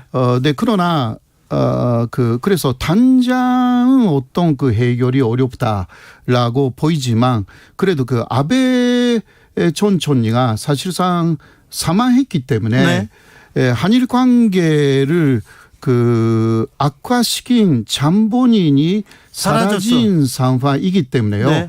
구조적으로 보면 조금씩 한일 관계는 개선이 될 것이다. 저는 그렇게 보고 있습니다. 네. 기시다가 선거에서 압승하고 내각이 이렇게 새로 짰지 않습니까? 네네. 그럼 조금 더 좀 나아져야 될 텐데 한국에 대해서는 관심 순위가 조금 밀려 있어요? 예. 한국에 대해서는 현재까지의 정책을 그대로 이어 나가는 것이 9월 27일까지는 그럴 것입니다. 9월 27일이요? 예, 9월 27일은 그 아베 전 총리의 국장, 네. 국가가 하는 장례식이 있고요. 예. 그때까지는 그 극우파 아베파 쪽에 현재까지 만들어 놓은 정책 기조 위에 예. 기시다도 그냥. 일단 그 노선을 계승할 흉내를 내야 하는 그 네. 시기가 9월 27일까지다. 네. 그렇게 일본에서도 좀 보고 있습니다. 알겠습니다. 예. 자, 그런데요. 네. 아베 전 총리가 그 사망한 지 오래됐잖아요. 근데 장례를 치렀는데 일본에서는 국장을 뭐 한 달 있다, 두 달 있다가 하겠다 이렇게 원래 장례를 이렇게 합니까? 예, 그러니까 가족이 일단 장례식을 치렀잖아요. 치렀습니다. 네. 네, 그러나 그 국가적인 인물이었기 때문에 그런 사람에게는 국장으로 하르지 혹은 그 합동장으로 하르지는 그 다음 문제입니다. 그래요? 현재까지는 국장이라는 것은 그 이러한 이외에는 총리에 대해서는 요시다 시게루라는 네. 한 사람밖에 없었고 이 사람은 그 샌프란시스코 조약을 체결했다라는 좀 권노가 있어서 그렇게 국장을 치렀는데요. 그러나 그 이후 어떤 그 위대한 총리라고 해도 국장을 지르지 않았습니다. 일반이 아니기 때문에요. 네. 그러니까 합동장이라고 하여서 자민당 중심의 장례식이 많았습니다. 예. 예를 들면 그 아베 신조의 외할아버지도 그런 식으로 합동장이었고요. 예. 나카소네 총리도 합동장이었고요. 그러니까 굳이 왜 아베 전 총리에게 이러한 급의 국장을 해야 되는지 예. 여기에 대한 반대 여론이 80%입니다. 아, 그래요? 현재. 예. 국장으로 하기로 했는데 또 반대 여론이 높아요? 예. 80%입니다. 그럼 어떻게 해요? 예. 그러니까 그러나 이 국장이라는 것은 기시다가 아주 그 빨리 결정했습니다. 예. 그리고 가기 결정이라는 이거 한국에서 말하면 근무회의 결정인데 예. 일본에서 간여회의 결정이라는 것은 한 번 결정하면 바꾸기가 어렵습니다. 네. 그래서 이대로 갈 것 같은데요. 그러나 계속 그 반대 여론이 뭐 80% 이거 유지할 것 같습니다. 그리고 몇 개 시민 단체는 그 가처분 신청 그러니까 극장 반대 가처분 신청도 냈습니다. 이유는 재임 기간이 가장 길었다. 네. 아베가 네. 1차 2차 합해서 8년 8개월이나. 네. 이거는 그 역사상 제장 총리가 됐는데 네. 그 이외에는 어떤 업적이 없는 거 아니냐. 아, 올해 총리한 거 말고는 별로 업적이 없다. 예, 오히려 마이너스의 그 유산이 좀 있다. 그렇죠. 부정적인 유산이. 동북아 평화도 좀 뒷걸음질 치겠고요. 한일 관계는 그러니까요. 완전히 예, 우리가 역행했거든요. 보면 진짜 그런 것들이 많지 않습니까? 예. 일본에서 봐도 뭐 모리카케 문제라는 그 학원 스캔들이 좀 있었죠. 있었고 그것으로 인해서 한 사람 국가 공무원이 자살하기까지 했습니다. 예. 이 부분이 완전히 그 해소화된 부분이 아니고요. 그리고 복고 스캔들도 일단 사법적으로는 그 마무리됐지만 그래도 많은 국민들이 여기에 대해서 아직도 모든 것이 해결되었다라고 말을 안 하고 있고요. 예. 아베노믹스라는 그 아베의 경제 정책이 일본인의 월급을 오히려 그 줄어들게 만들어 버려 가지고요. 네. 그 기업으로서는 아베노믹스로 많이 혜택을 받은 기업이 있다 하더라도 그러나 개개인은요 경제적으로 상당히 그 고생을 많이 하게 되어버렸습니다. 네. 이런 면에서 일본은 경제적으로 점점 침몰해가고 있다라는 그런 게 좀 있어서 네. 일본 사람들이 그런 것도 있고 해서 80%가 반대하는 거죠. 그래요? 네. 아무튼 뭐 국장 반대 여론도 있고 기시다 총리는 뭐 선거에선 승리했지만 개각을 단행했지만 계속해서 지지율은 이렇게 떨어지고 있는. 떨어지고 있습니다. 그 국사 문제도 좀 그렇고요. 네. 그리고 자민당의 아베파가 특정 종교하고 깊은 관계에 있다. 통일교. 예. 라는 것이 많이 일본에서 부정적으로 지금 문제시되고 있고요. 예. 그래서 지금까지 19명 중에 14명으로 바꿔버렸잖아요. 예. 네, 특히 통일교하고 관계가 있는 7명을 집신적으로 바꿨고, 그래서 여론이 아주 그러니까 아베 전 총리를 조격한 야마가미라는 네. 용의자가 통일교에 대한 원한이 좀 있어서 네. 그래서 특정한 종교하고 관련이 있는 아베를 또 노린 거죠. 네. 그래서 이게 또 아베파에 집중되어 있어가지고 그래서 사실상 이번에 개각을 빨리 한 이유도 아베파를 어떻게 사실상 아베파에 대한 조치를 해야 된다. 그런데 아베파를 다 정리하지는 못하고 또 못했습니다. 아베파는 또 살아있더라고요. 네, 그런데요. 그거는 표면적인 이야기인데 사실 아베파 안에서 후쿠다 타츠오라는 현재까지 자민당의 전무회장을 한 사람이 있어요. 예. 이 사람이 또 혈통적으로는 후쿠다 타케오 전 총리 그리고 후쿠다 야스오 전 총리의 손자 아들이기 때문에 이 사람만큼 절대 아베파로 나오게 하면 안 된다라는 아베파 내에 희망이 있어서 키시다하고 아소가 그것을 받아들여 가지고 대신 아베파를 사실상 지배하에 두어버렸습니다. 알겠습니다. 자, 제가 궁금한 거 몇 가지만 물어볼게요. 자, 윤석열 대통령의 광복절 경축사에 대해서 일본은 어떻게 반응합니까? 일본은 아까 이야기한 내용입니다. 네. 그래서 일단 전체적인 맥락은 좋고 네. 한일 관계 개선의 위기를 느낄 수가 있다. 네. 그러나 구체적인 방안이 아직 제시가 안 됐다. 네. 아마 이 한마디라고 알겠습니다. 할 수가 있습니다. 기시다도 패전 77주기 지금 연설을 했는데요. 반성이나 책임 이런 단어는 없었습니다. 그리고는 전쟁을 반복하면 안 된다 이런 얘기만 했더라고요. 네네. 역사에 대해서 과거에 대해서는 얘기를 안 하고 넘어갈 작전인가요? 네, 아직은 그래서 사실상 아베 전 총리가 기시다의 상황 같은 입장에 있었던 게 사실입니다. 예. 그러한 부분을 어떻게 씻어내느냐라는 부분들이 있습니다만은 네. 아직은 아베 전 총리 총력 사망의 측력이 가시지 않았습니다. 예. 그래서 조금씩 걷어내고 기시다 아소 체제로 전환시키는 그런 식으로 갈 것입니다. 예. 아베 전 총리의 기본적인 중심 정책은 개헌이었습니다. 예. 개헌을 해야 된다. 예. 예. 네. 여기서 경제 정책 중심의 아소 기시다 체제로 전환이 될 것입니다. 네. 3123님께서 오늘 대통령 연설 들으면서요. 일본과 관계 정립을 말하기 앞서서 시간이 가도 아물지 않은 상처를 가진 피해자에 대한 발언도 좀 나왔으면 좋았을 텐데 아쉬웠습니다. 얘기합니다. 강제징용에서 지금 민간 협의회가 있는데 피해자 측에서는 불참하고 있는데 맞습니다. 이 문제는 어떻게 좀 풀어야 될까요? 일본 쪽에서는요. 많은 언론이 먼저 해결이 좀 어렵지 않느냐.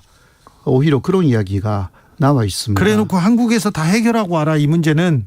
네. 그런데 한국 안에서 피해자들이 관민협의회에서 빠졌지 않습니까? 빠졌어요. 예. 그리고 또 윤석열 정부를 상당히 비난하고 있습니다. 예. 이러한 상황을 일본에서 보도하면서 먼저 한국 내에서의 어떤 해결 방안 도출 이것 자체가 어려운 것이 아닌가.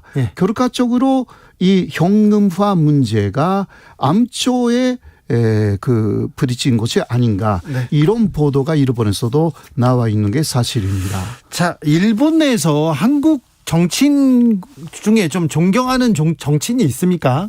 역사적으로라도 역시 김대중 대통령이라고 김대중 할 대통령의 수가 있습니다. 외교력에 대해서는 다 존경했군요. 예, 그 김대중 전 대통령에 대해서는 일본에서도 지지자가 상당히 많고 예. 그 전두환 시대에 김대중 대통령이 상당히 사형 예. 선고까지 받았지 않습니까? 네. 그때 일본 내에서도 그 금용 운동했었죠. 운동을 굉장히 많이 했습니다. 그리고 또 중정에서 납치 사건이 있었을 때 일본에서 그때도 반대했고요. 그런 것이 좀 있었고요. 네. 그래서 김대중 대통령 일본에서 상당히 알려진 대통령이라고 할 수가 있습니다. 자, 그 윤석열 대통령이 대일 정책 그리고 대북 정책 이명박 전 대통령의 지금 길을 따라간다 이런 지적이 계속 있는데요. 네. 이명박 대통령의 대일 정책. 그때 그러니까 좀은 그 일본도 이명박 대통령에 대해서는 호의적이었어요. 괜찮은 생각을 갖고 있었는데 네. 그러나 마지막에 독도 방문을 하셨기 때문에 네. 그 이후부터 상당히 일본의 시각이지만 네. 안 좋게 보기 시작했죠. 네, 그런 게 좀 있었습니다. 그때부터 꼬여버렸죠. 꼬여버렸습니다. 네. 네, 그러나 북한 정책에 대해서 어떻게 일본에서 보고 있었는가라는 부분에 대해서는 그 일본 쪽의 뉴스는 거기에 대해서는 깊이 나온 것은 없습니다. 알겠습니다. 네. 과거에 역사적으로 친일파들이 있었지 않습니까? 조선 네. 일본의 강점기 때도. 네. 한국의 그 친일파 인사들 중에 일본 역사책에 일본 정계에서 이렇게 좀 평가하는 인물이 있습니까? 일제 이완용 그런 사람들에 대한 평가는 평가는 하지는 않죠. 평가는 안 합니까? 네, 평가는 안 합니다. 네. 예. 그런 그런 것은 없습니다. 그렇습니까? 네. 친일파들 그때 고생했고 그 어떤 뜻이 있었다 그런 생각은 없습니까?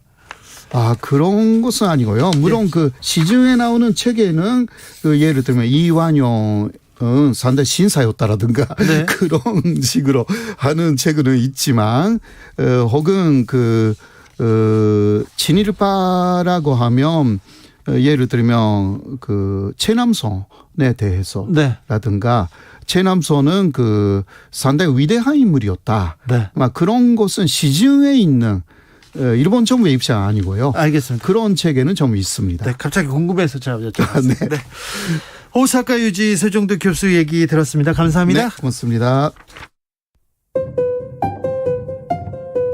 정치 피로, 사건 사고로 인한 피로, 고달픈 일상에서 오는 피로. 오늘 시사하셨습니까? 경험해보세요. 들은 날과 안 들은 날의 차이. 여러분의 피로를 날려줄 저녁 한 끼 시사 추진우 라이브.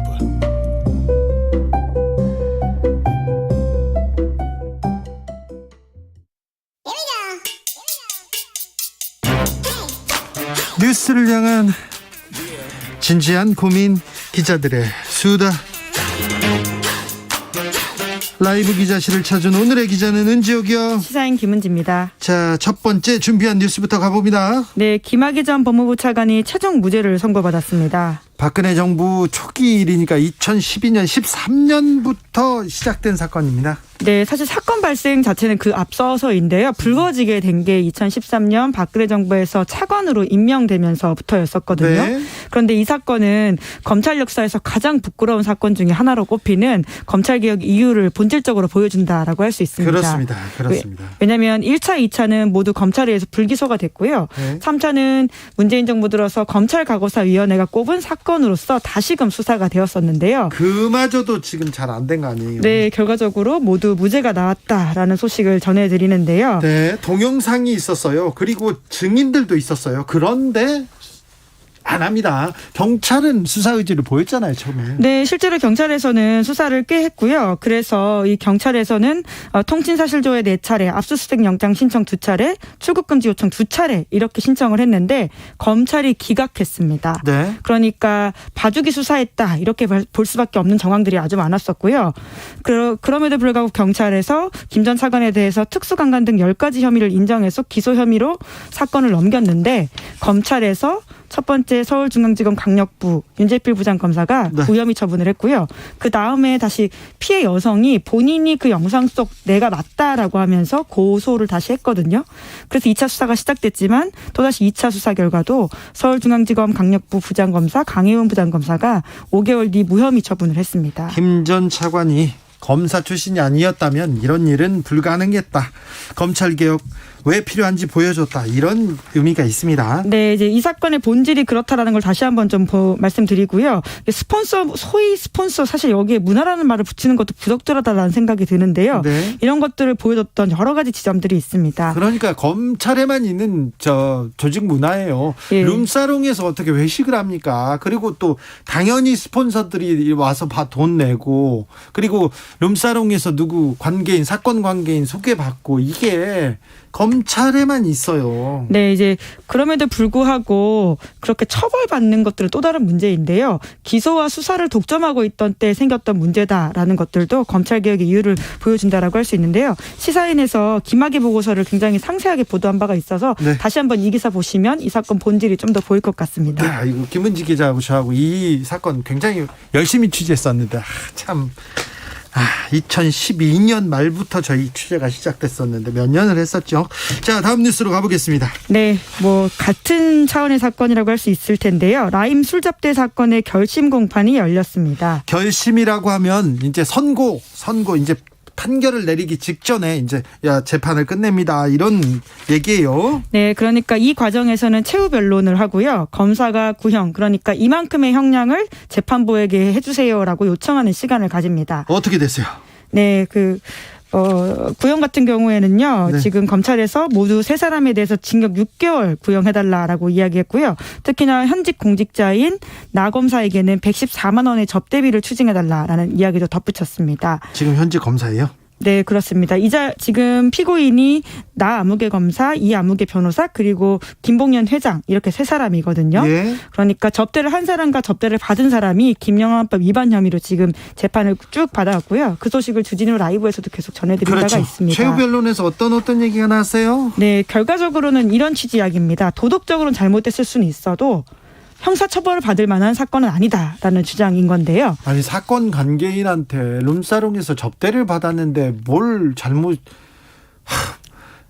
그냥 뭐 잘못했다고 빌어도 좀 시원찮은 사건 아닙니까 이거? 네, 100만 원이 넘지 않기 때문에 김영란법으로 처벌받을 수 없다라는 취지의 이야기를 하고 있습니다. 특히나 나 검사 쪽 변호인은 이렇게 이야기했다라고 하는데요. 이번 사건으로 나 검사의 명예가 실추됐다라는 항변도 했다라고 오마이뉴스가 보도하고 있습니다. 네. 술자리가 정당했다는 것은 아니지만 라임 관계자들로부터 접대를 받은 것은 아니다 이렇게 주장을 했다라고 하고요. 다른 사람한테 접대 받았답니까 그럼? 네, 그 우연한 자리에 잠깐 합석했을 뿐이다라는 것이고요. 접대 목적이 아니었다.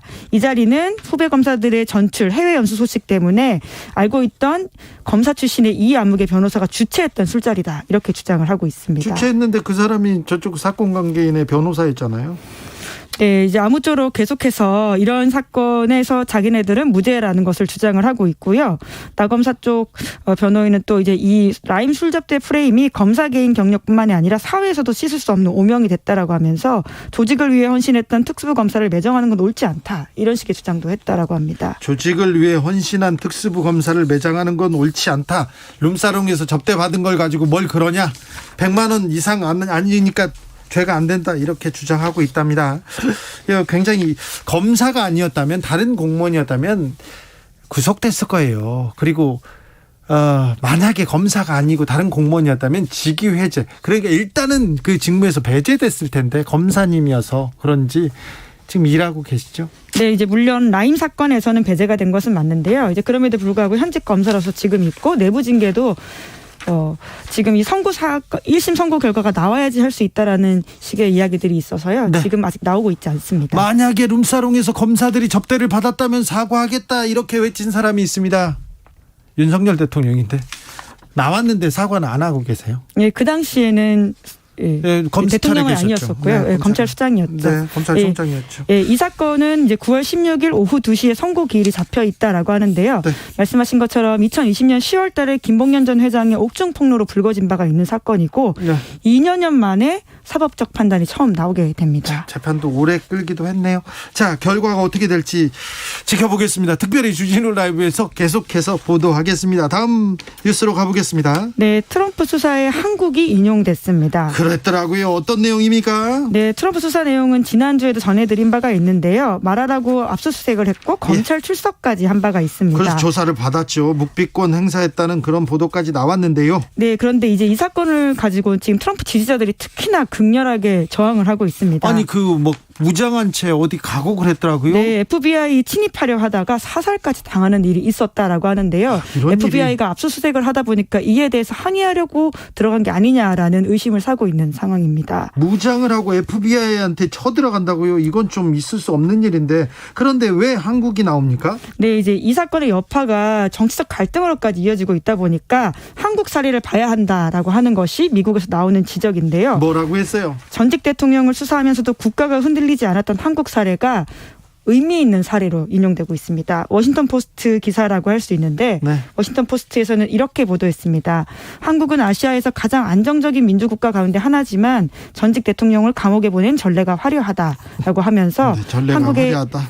사법 처리 전례에 대해서 이야기를 했는데요. 이제 그럼에도 불구하고 미국에서처럼 정치적으로 분노한 양극화에 온상이 되는 대신에 한국은 부패한 전직 대통령에 대한 분노를 잠재우고 보수에서 진보, 다시 보수로의 평화적인 민주적 정권 교체를 이끌었다라면서 미국인들이 주목할 만한 가치가 있는 의미 있는 민주주의 사례로 소개되었다라고 합니다. 의미 있는 민주주의 사례로 소개되긴 했는데 좀 부끄럽네요. 우리 전직 대통령인데 두 분이 뇌물 받아가지고 기업한테 뇌물 받아가지고 감옥에 가셨잖아요. 가셨다가 또 사면 되기도 하고 항상 한국 뉴스는 그런 뉴스여가지고 지금 미국 상황이 훨씬 더 안 좋다 보니까 이제 그런 상황인 건데요. 아무쪼록 정치적으로 정치인들은 부끄러운 일을 했지만 이것들을 받아들이고 평화롭게 정권 교체했던 그러니까 유권자들과 시민의 수준이 높다라는 차원에서 좀 보시면 될 것 같습니다. 그런데 트럼프 전 대통령의 혐의가 예사롭지 않습니다. 네, 간첩 혐의가 있다라는 보도가 나오고 있습니다. 네. 미 법무부와 트럼프 전 대통령이 모두 이 사실을 공개하기로 동의해서 압수수색 영장에 쓰인 내용들이 나온 거거든요. 워낙 정치적인 수사다 이렇게 공격을 받고 있다 보니까 뭐 때문에 수사하는지를 공개한 겁니다. 여기에 보면 방첩법 그러니까 스파이 혐의에 대해서도 위반했다. 사법을 방해했다. 정부 기록에 불법적 처리를 했다. 이렇게 세 가지가 써 있다라고 하는데요. 방첩법에 관련해서는 굉장히 폭발력이 있는 사안이다 보니까 더욱더 논란이 되고 있습니다. 또 핵무기 관한 정보를 빼서 지금 말하라고까지 나왔다. 여기까지 나왔어요. 국가기밀과 관련한 것들을 의도적으로 가지고 갔다라는 것이기 때문에 간첩 혐의까지 적용되어 있다라고 하는 것인데요. 그런데 그러면 트럼프 전 대통령 어떻게 되는 건가요? 네, 이제 가장 큰 관심은 트럼프의 운명일 수밖에 없는데요. 물론 수사 상황을 봐야 합니다. 그에 따라서 어떻게 될지 정해지는 건데요. 미 정가를 흔들고 있는 건 사실이거든요. 이 혐의가 확정이 된다면 앞으로 공무원직을 맡을 수는 없습니다. 그러니까 대통령이 될 수는 없다라고 하는 것인데 물론 이 상황이 기소가 되고 유죄 판결 나는 데까지는 시간이 꽤 걸리기 때문에 어떻게 될지는 좀 더 지켜봐야 되는 상황이긴 합니다. 북한 관련된 정보도 있었어요? 네, 트럼프 전 대통령이 재임 시절이었던 2017년에 미국 핵 추진 잠수함 2척이 북한 앞바다에 있었다라는 사실들을 누설하는 바 있었고요. 그런 식으로 국가기밀을 부주의하게 누설했던 바는 이미 수차례 논란이 된 바가 있다라고 합니다. 핵잠수함이 북한 앞바다에서 그냥 이렇게 떠다니고 잠수함이니까 아마 밑에 있었을 것으로 보이는데요. 알겠습니다. 네, 그런 바 있군요. 네. 기자들의 수다 시사인 김은지 기자 함께했습니다. 감사합니다. 네, 고맙습니다. 교통정보센터 다녀올게요. 김민희 씨. 최대를 보인 정체는 이제 서서히 풀려가고 있습니다. 서해안고속도로 서울 방면으로는 먼저 당진에서 서해대교 사이로 정체고요.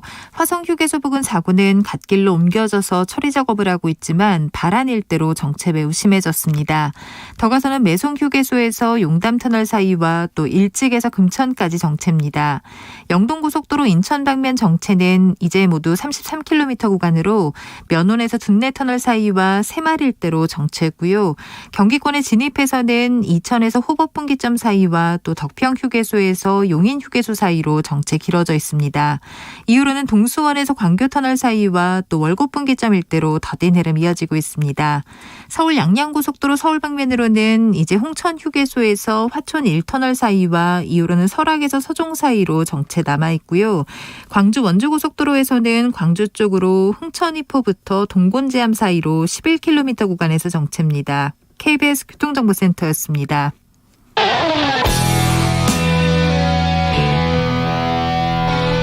스치기만 해도 똑똑해진다. 드라이브 스루 시사 주진우 라이브.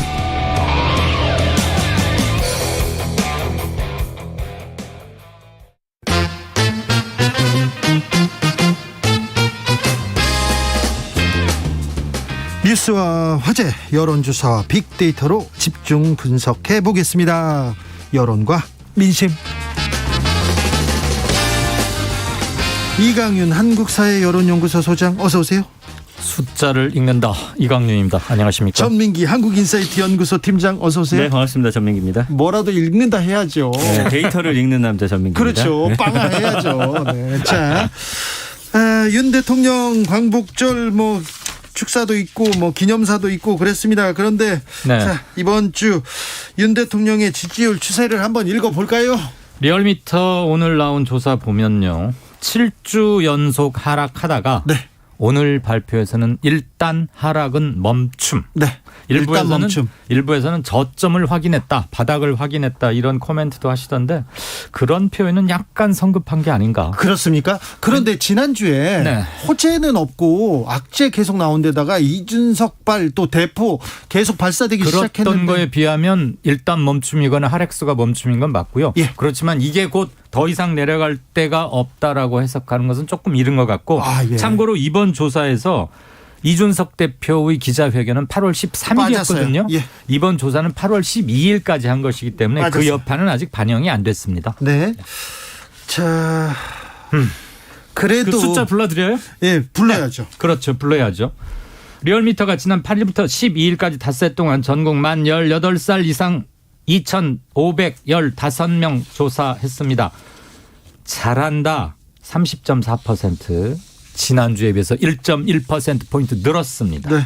못한다 0.6%포인트 줄었습니다. 네. 그래서 30% 긍정이 30%를 다시 확보하면서 재진입을 했고요. 다만 매우 잘못한다, 이게 아직도 59.3%로 나와서 10명 중에 6명에 가까운 분은 아직도 많이 좀 화가 나 계시다, 이렇게 볼 수 있죠. 자세한 사항 중앙선거 여론조사 심의위원회 홈페이지 참조하시면 됩니다. 네. 자, 취임 100일 됐을 때 네. 김영삼 대통령의 취임 100일 지지율이 83%였습니다. 쭉 한번 볼까요? 예. 이때 지금 취임 100일에 딱 끊었습니다. 네. 김영삼 83%. 네. 굉장히 높았죠. 그때 금융실명제니 이렇게 전격적으로 타다닥 한 게 있었어요. 문재인 78, 이건 남북관계 해빙 작용했을 거고요. 김대중 62, 노태우 57, 박근혜 53%, 그리고 노무현 40% 정도를 기록했습니다. 네. 그런데 이명박 대통령은 그때 20%나 19 요 정도로 내려가고 있었는데 그때는 광우병이라는 빅 이슈가 있었고요. 예. 지금은 그렇게 큰 빅 이슈가 없는데도 한 24, 5% 정도이라는 것은 조금 위험한 시그널로 받아들일 필요가 있겠죠. 전민기 팀장님, 네. 자, 취임 100일 앞두고 전후에서 네. 어떤 키워드들이 빅데이터에서는 잡힙니까? 아무래도 인사 관련 이야기 좀 제가 아까 정리한 게 있는데요. 잠시 네. 좀 소개를 해드리면은 인사에 대해서 관심이 많군요. 맞습니다. 그러니까 그 변곡점들 살펴보면 이제 50%에서 20%까지 추락하던 시점들에 있었던 일들이 좀 키워드로 나오거든요. 네. 근데 이제 50% 지지율 붕괴된 게 6월 둘째 주에서 셋째 주 사이에요. 이 사이에는 이제 검찰 출신인 이복현 금융감독원장 임명으로 검찰 편중 인사 논란 붙었었고, 김승희 전 복지부 장관 후보자하고 박순애 사회부총리 겸 교육부 장관 당시 후보자에 대한 여러 의혹들이 언론을 통해서 제기가 되면서 이때 이제 인사 문제 관련해서 이런 그 키워드들이 등장을 하면서 이제 50%가 깨졌고요. 그 이후에 이제 30%대로 떨어진 건 7월 첫째 주인데요. 이때 이제 그 전주보다 10%포인트 넘게 떨어진 여론조사도 있었거든요. 이 기간에도 역시 김승희 전 복지부 장관 후보자 사퇴하고 박순애 사회부총리 청문회 없이 임명이 됩니다. 그래서 이때 당시 이런 부분들이 계속해서 그러면서 이제 스페인 순방 당시에 또 민간인 동행 문제도 있었고 외가 육촌 친척들의 대통령 근무 사실 그러니까 대부분이 이제 인사 문제로 점철되는데 30에서 20% 깨질 때는 이제 경제라 정책 그다음에 이런 이야기가 그때 많이 등장을 하거든요. 그러니까 네. 시점으로 보면은 초반에는 인사 키워드가 많이 등장하다가 그 이후 최근에는 경제와 정책 쪽으로 이제 타격을 받으면서 쭉 그래프가 떨어지는. 간단히 한번 정리를 해보자면 7주 연속 계속 빠졌어요. 네. 7주면 한 달 반입니다. 네. 인사 장관 후보들 자질 능력 이런 문제 함께 제기됐습니다. 그다음에 도어 스태핑 과정에서의 발언 논란이 컸습니다. 대통령은 처음 해봐서 그다음에 예전 정부에서 이런 장관 후보들 보셨습니까? 그다음에 경제 위기요? 솔직히 말하면 별 대책이 없습니다. 그리고 정책 주요 정책 혼선도 한몫했습니다. 만 5세 입학건이라거나 주 52시간 노동제 도입건 그리고 경찰국 신설 문제 등으로 굉장히 갈등이 치솟았고 여론 곤두박질 쳤었습니다. 게다가 당 쪽에서도 한 수 거들었죠. 대통령설 사적 채용 놓고서 뭐 9급 7급일 줄 알았더니 9급밖에 안 갔다 등등등 이런 안팎의 구설이 합쳐지면서 내외 합작으로 걷잡을 수 없이 7주 연속 하락했었습니다. 이번 주에 일단 하락을 멈췄는데 이게 더 다지고 올라갈 상승 반전을 할지 아니면 죄송합니다. 이준석 전 대표의 기자회견 파장이 만만치 않게 커져가는 거 아닙니까? 네. 그리고 비대위 구성 여부를 두고 아직도 불확실성도 있고 이런 것들이 어느 쪽으로 작용할지가 이번 주 오늘부터 시작되는 이번 주 관전 포인트라고 할 수 있습니다. 자, 바닥인가 아니면 이제 반등하나 이렇게 바닥인데도 요새는 지하실이 있기 때문에 계속 이게 또 가라앉나 다시 반등하나 이렇게 지금 굉장히 중요한 분기점에 있는 건 사실 중요한 시점에 있는데요. 빅데이터 상에 이제 키워드 중에 멀지 않았다가 있어요. 이게 이제 19%도 멀지 않았다라는 글들도 좀 상당히 많이 돌아다니긴 하는데 네. 지금 말씀해주신 대로 이준석 대표의 이 행보가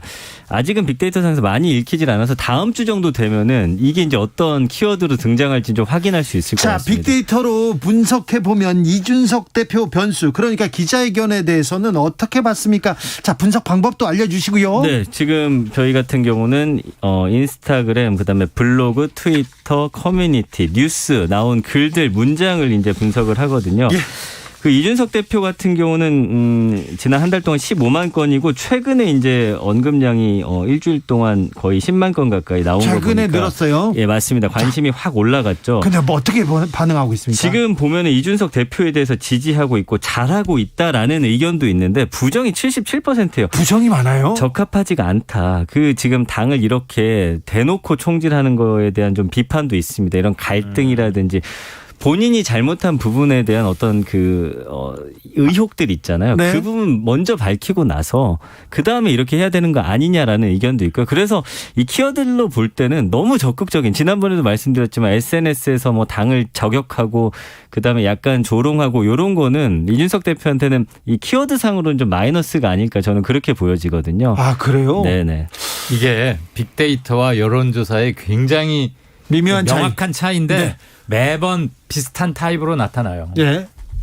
분석 더 해주세요. 지금 저희는 아직 지난 토요일 날 13일 날 저기를 했기 때문에 그리고 바로 여론조사 연휴여서 수치는 없어요. 아직은요. 여론조사 나온 것은 없는데 흐름을 좀 봐주시죠. 정치권이나 흐름을 보자면 이준석이 작심하고 할 말했다. 결별 선언이다. 네. 그다음에 비주류로서 투쟁 선언을 한 것이다. 그다음에 반윤석열, 반윤핵관을 통해서 자신의 정치적 이상과 노선을 확립해 가려고 한다. 돌아갈 다리를 끊었다. 네. 그리고 여기에는 또 하나 윤석열 정부에 대한 지지율 하락도 이렇게 세게 나오는데 상당히 고려 또는 작용을 했을 거라고 봅니다. 그렇죠. 지지율이 그리고 윤석열 대통령의 힘이 조금 빠져 있기 때문에 탄탄하게 나오면 이렇게 있었던 나 그만 연을 끊고 싶었다거나 양두구육이라거나 이런 말 쉽게 하지 못하거든요. 그렇죠. 윤핵관을 조질 수는 있어요. 그런데 대통령을 그렇게 대놓고 모든 국민이 보는 상태에서 하기란 쉽지 않았는데 조지다는 아닙니다. 했습니다. 죄송합니다. 조지다는 아닙니다. 네. 자, 그런데요. 그 정치권에서 특별히 이준석 대표 주변에서 나오는 말들이 너무 거칠어요. 일단 개고기를 판다 뭐다 누가 이런 그 거친 언사들도 있는데 이준석 대표의 말은 어떻게 또 보입니까? 그 양도구역 제가 이제 분석한 게 있는데요. 잠시만요. 예. 이 부분과 관련해서는 개고기 공방이 지금 네, 갑자기 맞습니다. 말복에 다른 데서 나옵니다. 정치권에서. 네, 이것 역시도 좀 바람직하지 않다라든지 좀 갈등을 오히려 더 초래한다. 이러다 더 밀려날 수 있다. 혼란을 더 가중시킬 수 있다.